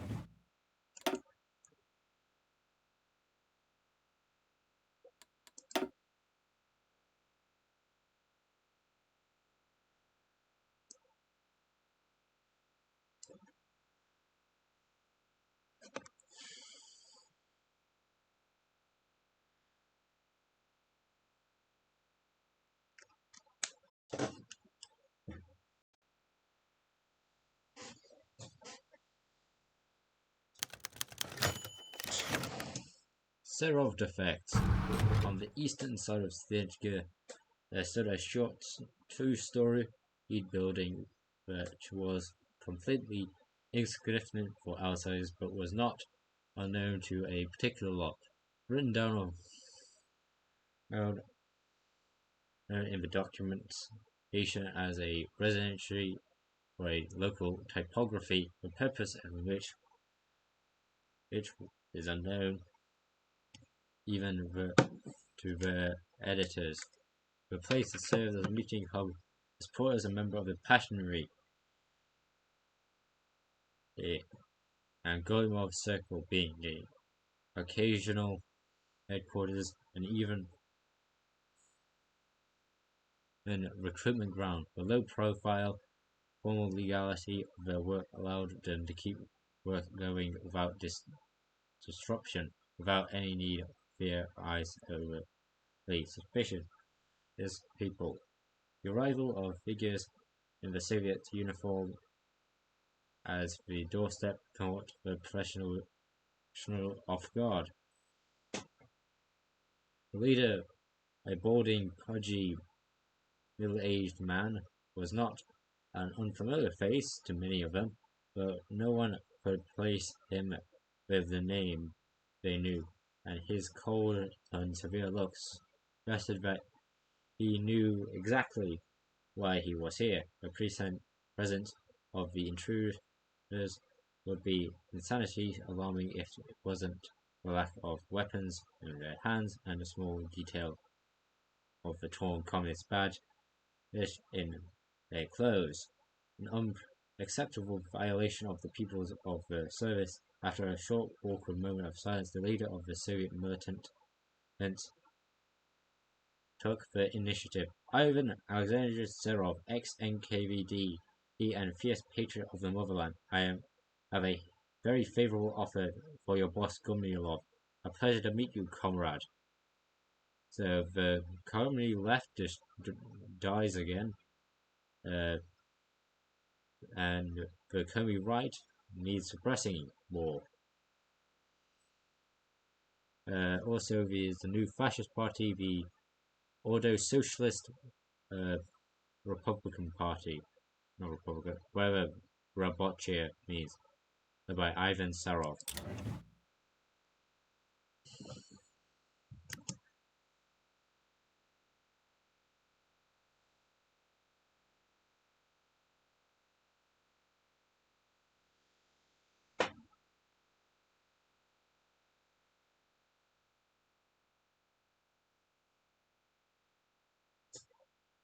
So that happened. And you can see it here, RRP.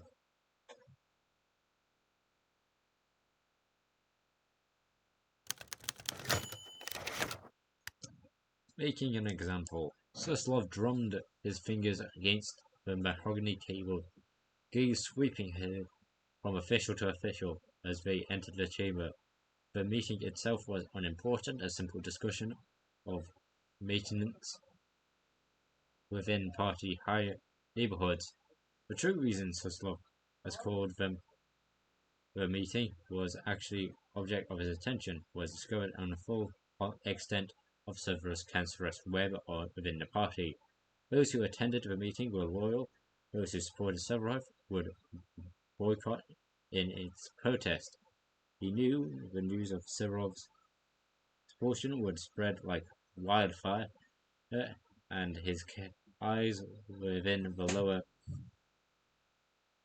echelons of the party would have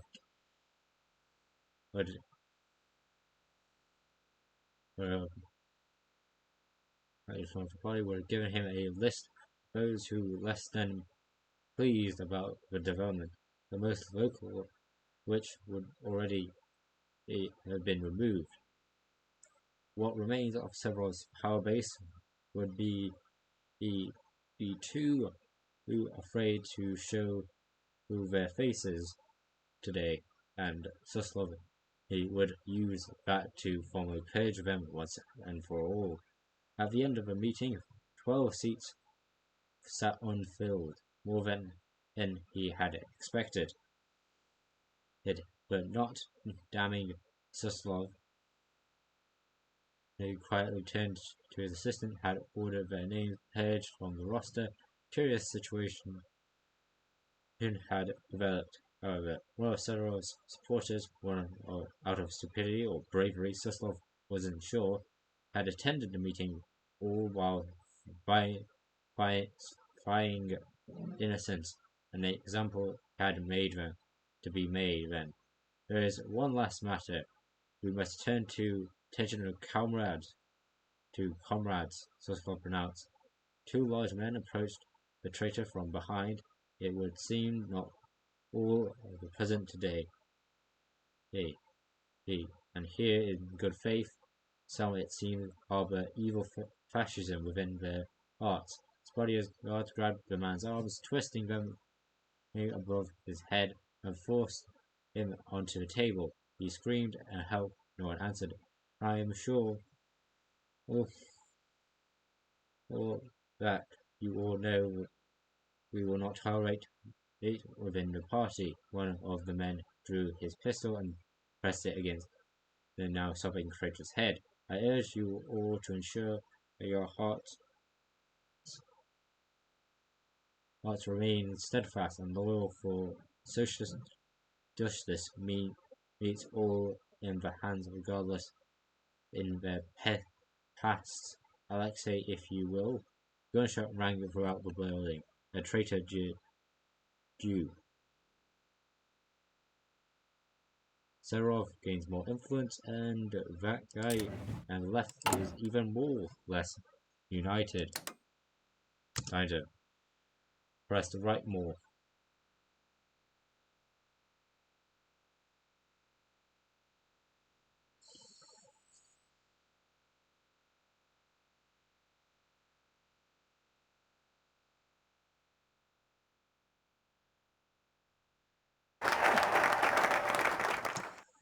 Center reinforced. Finally, second to finally, let them burn themselves out. The enemy of my enemy is my friend, is how this saying supposedly goes. Of course, they are not actually our friends, so to speak, but they are very useful tools in cementing our republic. Left-wing and right-wing hate democracy, this is true, but to them, there's something even worse than that they declare their mortal enemy to combat all times, each other.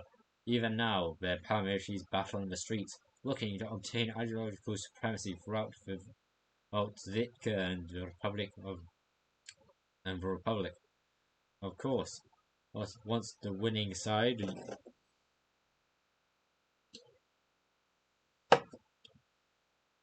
of these battles are depleted, they won't even bother to put up a fight against us.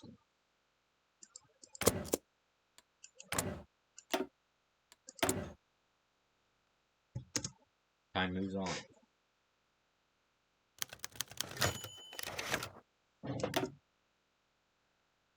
Appealing to the Komi. Sorry, I was stretching for a moment.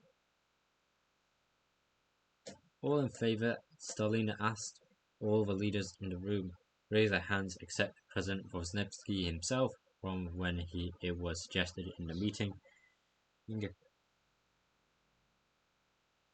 He was hesitant about the Komi cultural program, not because it would waste crucial time or effort, but due to his personal beliefs regarding natives and its land. And he governed, and once again he allied desperately. He tried to convince him in the end he reluctantly accepted, if only to help the image of him and the coalition in general.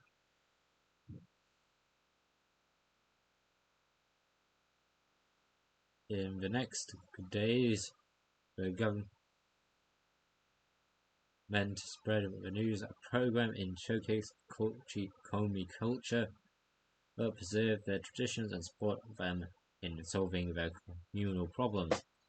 With the initiative by the governing coalition, of course, behind the scene, most politicians have realized that this is merely a ploy to gather the support from the native voters. Despite that it actually succeeds remains to be seen. The the government approaches the natives.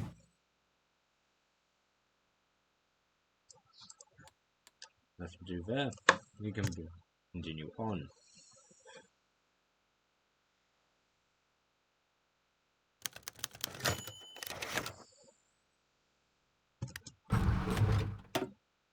Vosnevsky's troubled history.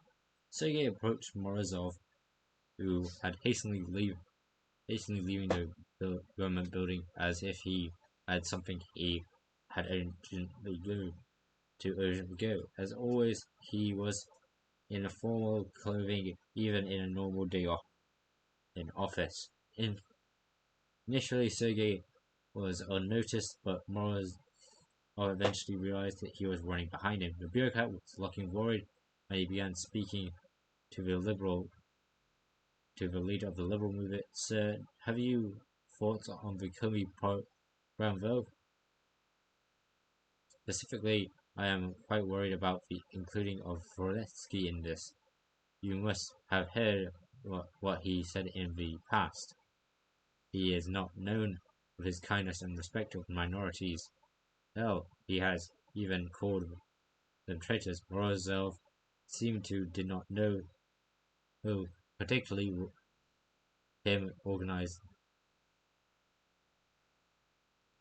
particularly worried about this, almost if he didn't care. If you let him organize this, our public image could take a hit. Imagine when our political opponents hear that the enemy of the native Komi has decided to respect their culture. It will be a scandal. Morozov barely raised an eyebrow. I replied, "Don't worry, everything will be under control." "You are overreacting, that's all." Well, before Sergei could reply, Morozov has already left the building. We need to be more careful about this program.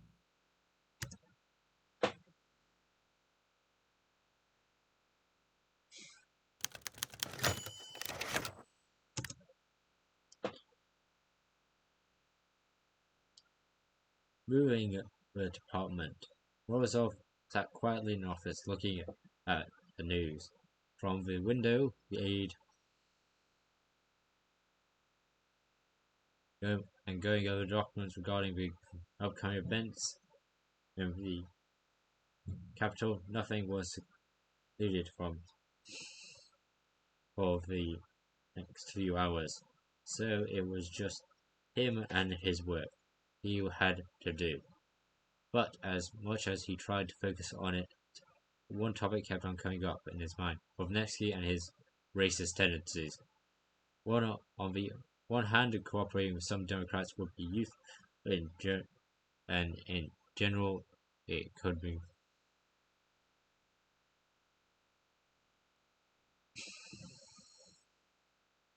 he could appease the president, continuing to usurp power from his faction whilst keeping good terms. On the other hand, his knowledge of the president's belief was worrying. Public relations of the Central Coalition, his own party, by extension, could hang it in the balance, and scandal appears would risk the whole thing.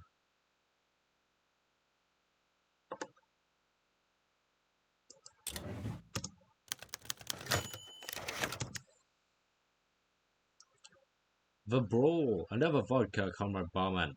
I do not think I had enough to drink.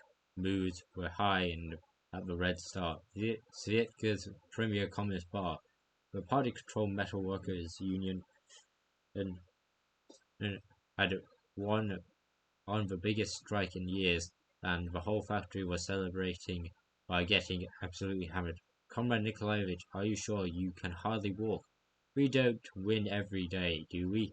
I plan on abusing my liver at least a few times before the fascists have me up against a wall. Another man, clearly drunk, shouted, "The passionarists, this aren't too bad, Comrade Serov."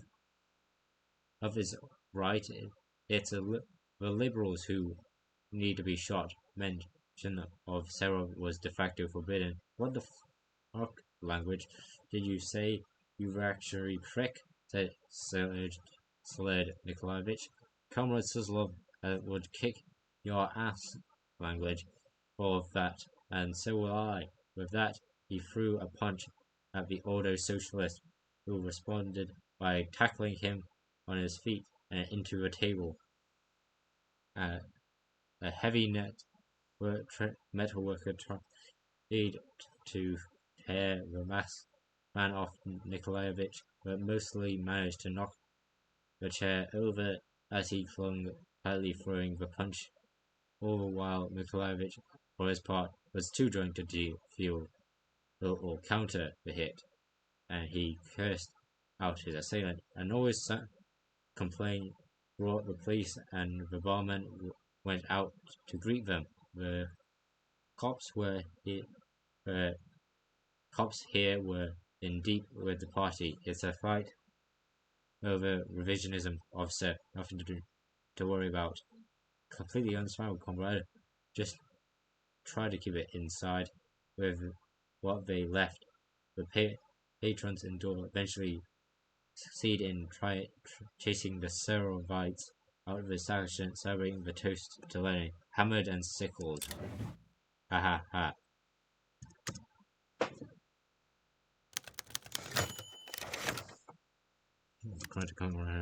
Paradox. Reports of our government officials and associates talking with regards to the program gaining support of the natives voters base, whilst mostly positive show not being clear success as the program itself it called almost was perfectly going without a hitch. Many Comey welcome opportunity to receive help by the government and seems supportive of new policy. In general, some seem convinced by this, but despite a small boost in popularity, the Social Democrats and the coalition, it would be a lie to say they are fully satisfied results. The numbers we were hoping for were not achieved, and the small errors are our way reduced effectiveness. With many natives either not convinced due to the president's past or simply indifferent to the new policy, it seemed like this would not help with looking gain support. Our struggle again still left and right. We need to look elsewhere.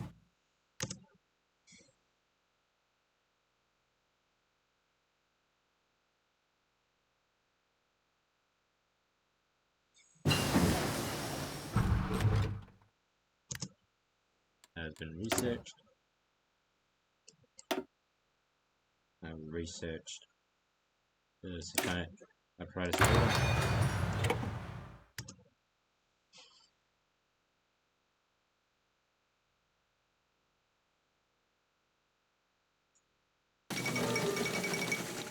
The post-down SD meeting.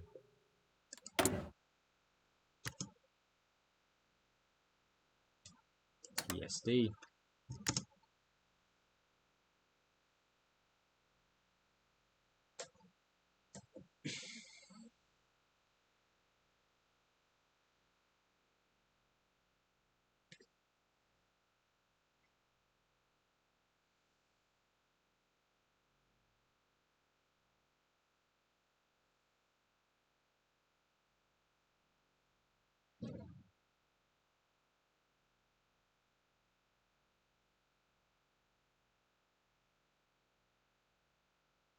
It wasn't on any of the home parts. It was only a drop.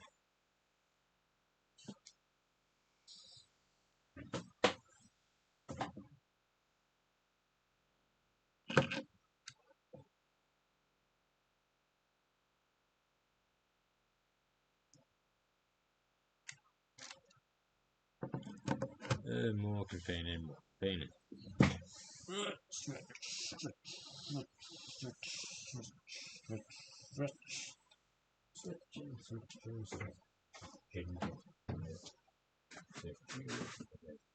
He's coming.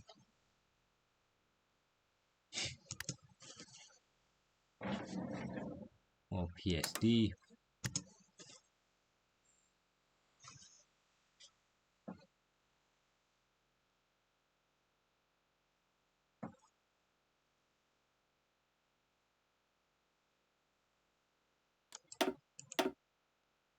Done with. That's almost finished.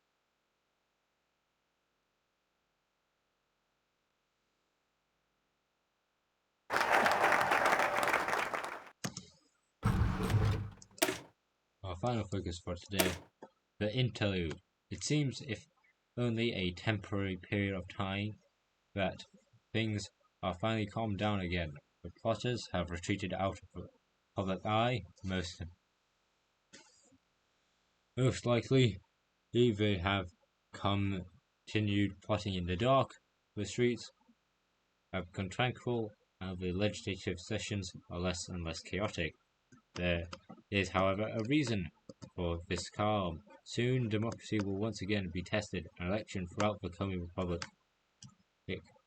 Each and every faction that wished to see their leader in power now must plan and consolidate calculating public support and paramilitary control of areas.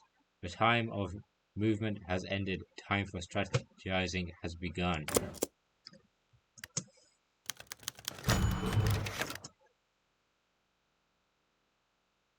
Chaos increases. The irregular sounds of pistol shot, yelling, helped set the tone for the meeting. Yaroslav, Malievich, and Grigorenko are all their associates that were discussing the latest news and uptick in the street violence between left and right-wing paramilitaries. Since more blood had been spilled onto the streets, the Democratic Party has been conducting meetings between them and their paramilitaries, seeing what should be done in the situation.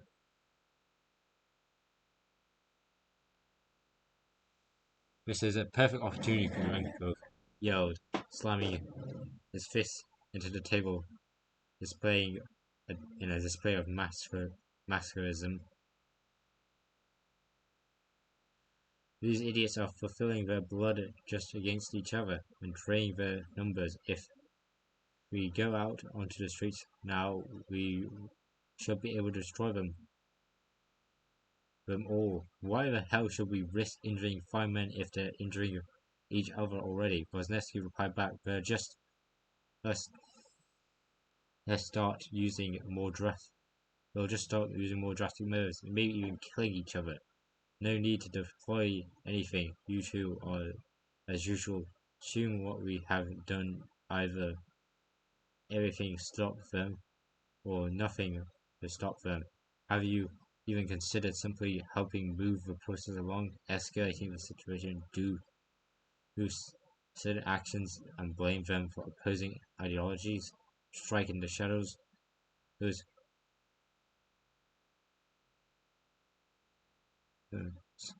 These are all kinds of things we need to do in order to succeed. Think about it. As the screaming and gunshots continue, the meeting wrapped up. A decision finally reached.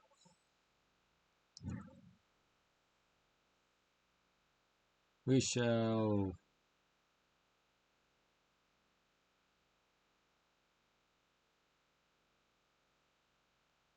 do nothing. If they're gonna kill each other, kill each other.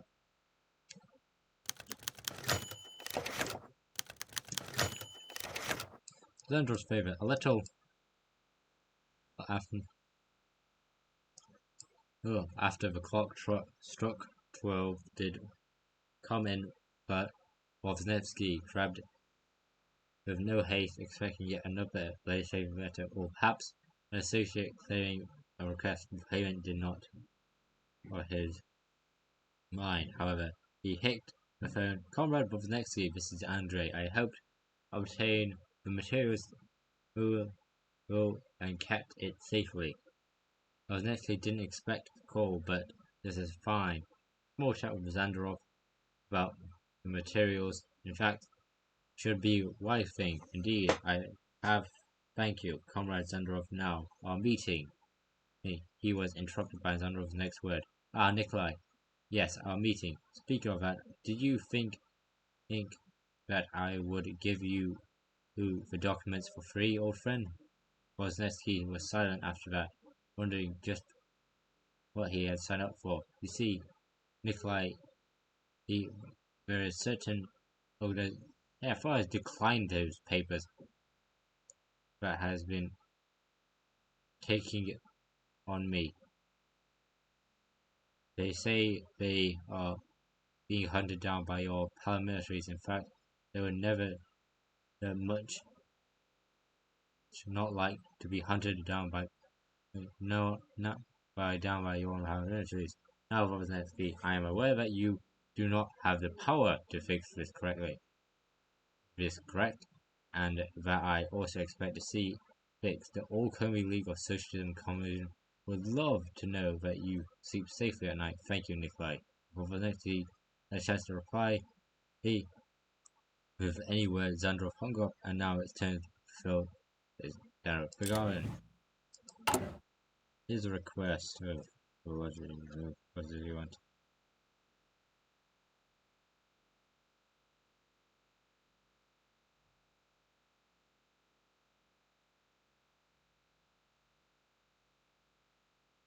Do we have to? Oh, yeah.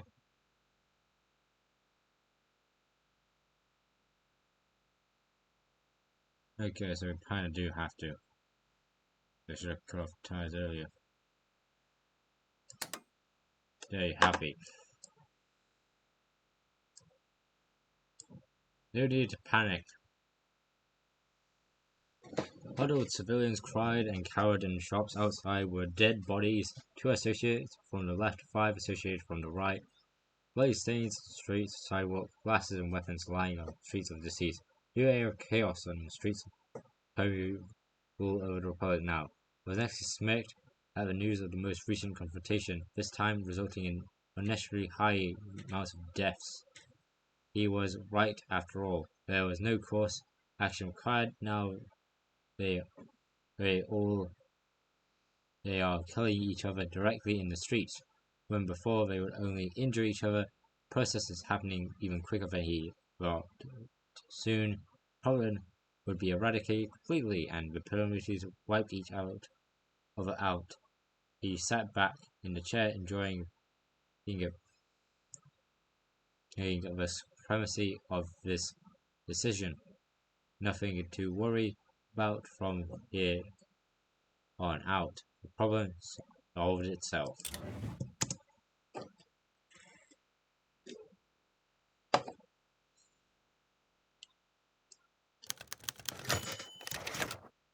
Downsizing parliamentary's telegram, sir, in the middle of the night. Why not send it to my office? Wisniewski blinked down silly and confused at the messenger on his torch. It's marked as urgent, sir. Wisniewski gave the young man some coin and entered into his house from the froth. Close he saw telegram contains. He turned to the messenger about the man already gone. The president quickly retreated back to safety of his home and locked the door behind him before turning the light. Read telegram to Presvoz residents. Stop. Urgent. Stop. Street violence increasing at alarming pace. Stop. Highly recommend government takes action to ensure it does not fund extrajudicial paramilitaries. Stop. Great contributor to violence. Stop. Remember agreement. Stop. Your friend Z. End. President groans in frustration. Zandrov, you cheeky. Are you threatening me?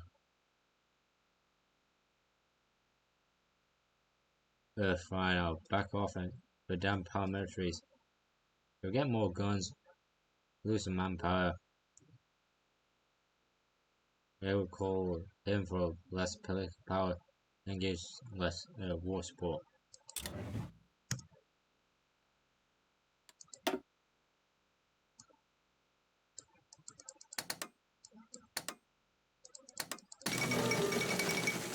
The second Madagascar revolution.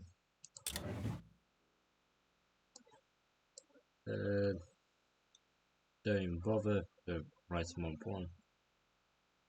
Raise confidence for democracy. The shifting tide, the changing of the balance was something unnoticed at first, yet at time continued on something seemed more apparent. Rumors that Sovol was showing up less and less to his meetings were more desperate in their fighting methods. Apparently, the left-wing paramilitaries are being beaten back on the streets, with some fighting apparently even happening in full communist-controlled areas. Wisniewski fidgeted at the news. While he knew the fighting would still go on for a long while, as the left is very equipped and powerful, it did not ease him to know that the right wing, with Gumilev at the helm, is growing even more powerful in the outside world, always from the chambers of the world. However, Wisniewski had faith in the left-wing paramilitaries. Surely they will build of back and kill each other. Surely concerning. We need to get more suppress the right.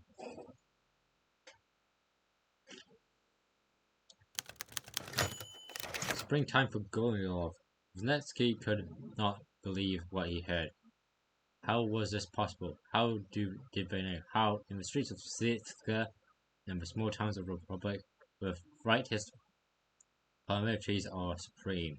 After an intense and hard-fought battle between Suslov and revisionists, his Gomilov elite SS-modeled bodyguards, of which the winners was clearly the leftist, of which the winner was clear, the leftist paramilitary have retreated from the streets, early showing up protests certain key electoral districts and influential figures, although Suslov fights on and with much power and eventual wreak havoc on the right.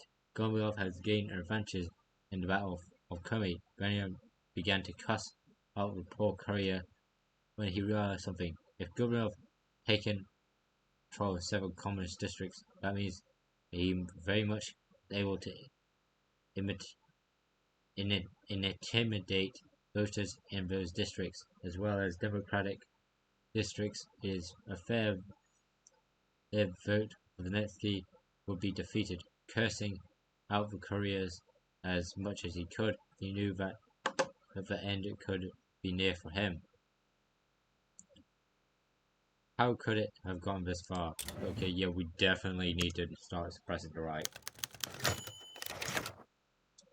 Hello, and Yevgeny, excited guys have finally, from the final assembly meeting began for the election preparedness. Birds outside the capital were flying freely, sweeping through the streets and high into the clouds. Even amidst the rare cracks, gunfire, even if the intensity of Komi politically situated ramping up, both and the assembly members remained calm, collected. There would be a future of members remained calm and collected for the people of Komi, which wasn't one which, yeah, sure, would be bent too far to either side. So she began. How does it feel to be headed into this election as one partner? Yevgeny looked to his side, eyes smiling. Alyona next to him. Partners, I'm more partially to use as colleagues, but go off, I suppose. The two shared a bright laugh before continuing to walk to their homes. Not everyone will be happy when it continues. Comes time to cast your ballot. That's for sure. But at the same time, it's okay with it, and hopefully you are too. They nodded. I have never understood Stalina's fascination with paternalism. But could you explain again? Once again, the two of them were locked in fierce but friendly debate. Once that would continue until they reached their homes. Regardless, when they parted their ways, they were both accepting of the overall motion of the political system was going through. An uncoordinated bickering as the center maybe they shall hold fast once again. Maybe the dance of democracy goes smoother. Okay, how long do you? Okay, that's gonna be one.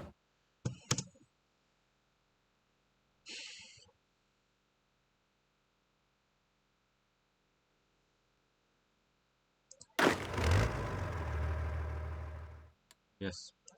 No, we need a new. So Petro Grigorenko, you've now gained the entirety of the Russian army. Or to save you.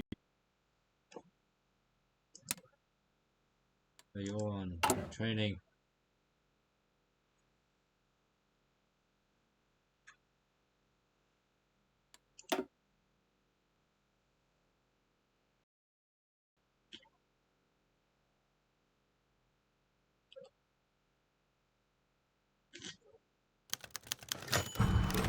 Flowers. Like always, this cemetery has been struck by the terror bombings. Just a few meters away stood a crater for headstones and bodies just once laid there in turned to dust. Clouds overhead were grey, meaning the rain were likely. The German wouldn't lie in this weather, not in the value their lives. Unlike most days, Mikhail Suslov was not entouraged by bodyguards, the only weapon being held by the men guarding his car firmly out of sight. One man could see the General Secretary of the Communist Party standing before a single grave of the oak tree. Yelizaveta had been the greatest thing that happened to Suslov, and she has gone. Oh, his wife died. Michael Suslov has not been surprised, but that didn't make it hurt any less. He had been forced to watch his wife grow feebler and weaker, and illness progress, or more powerless to intervene, try as hard as he might. It Suslov was no match against death itself. As the first drops began to fall upon the grass and around it, Suslov wiped his eyes and placed his flowers next to her headstone. As the drizzle turned into a downpour, Mikhail Suslov left the cemetery in silence. Death is not the greatest loss in life. The greatest loss is what dies inside when we live. Deep. Very deep.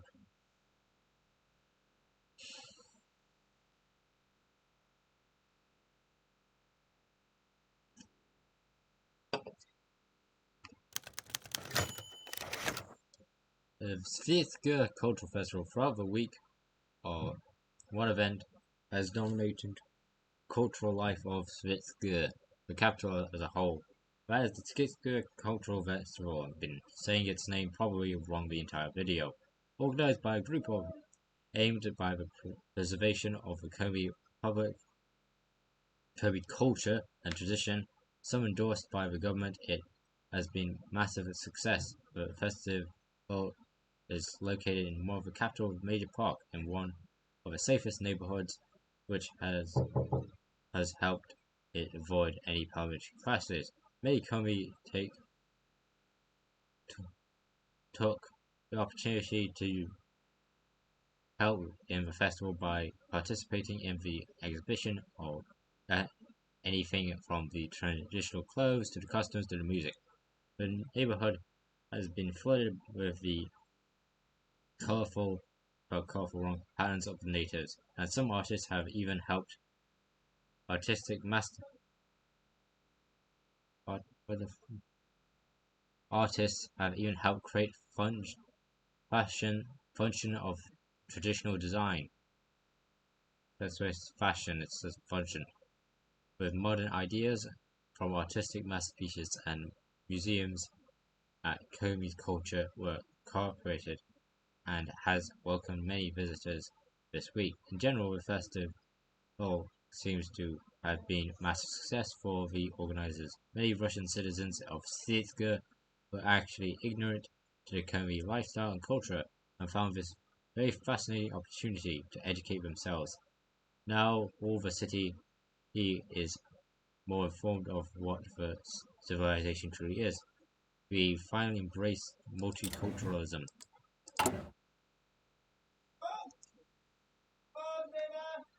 Busy! I'm literally so close to the end, it's unreal. Wait! Really just... Okay.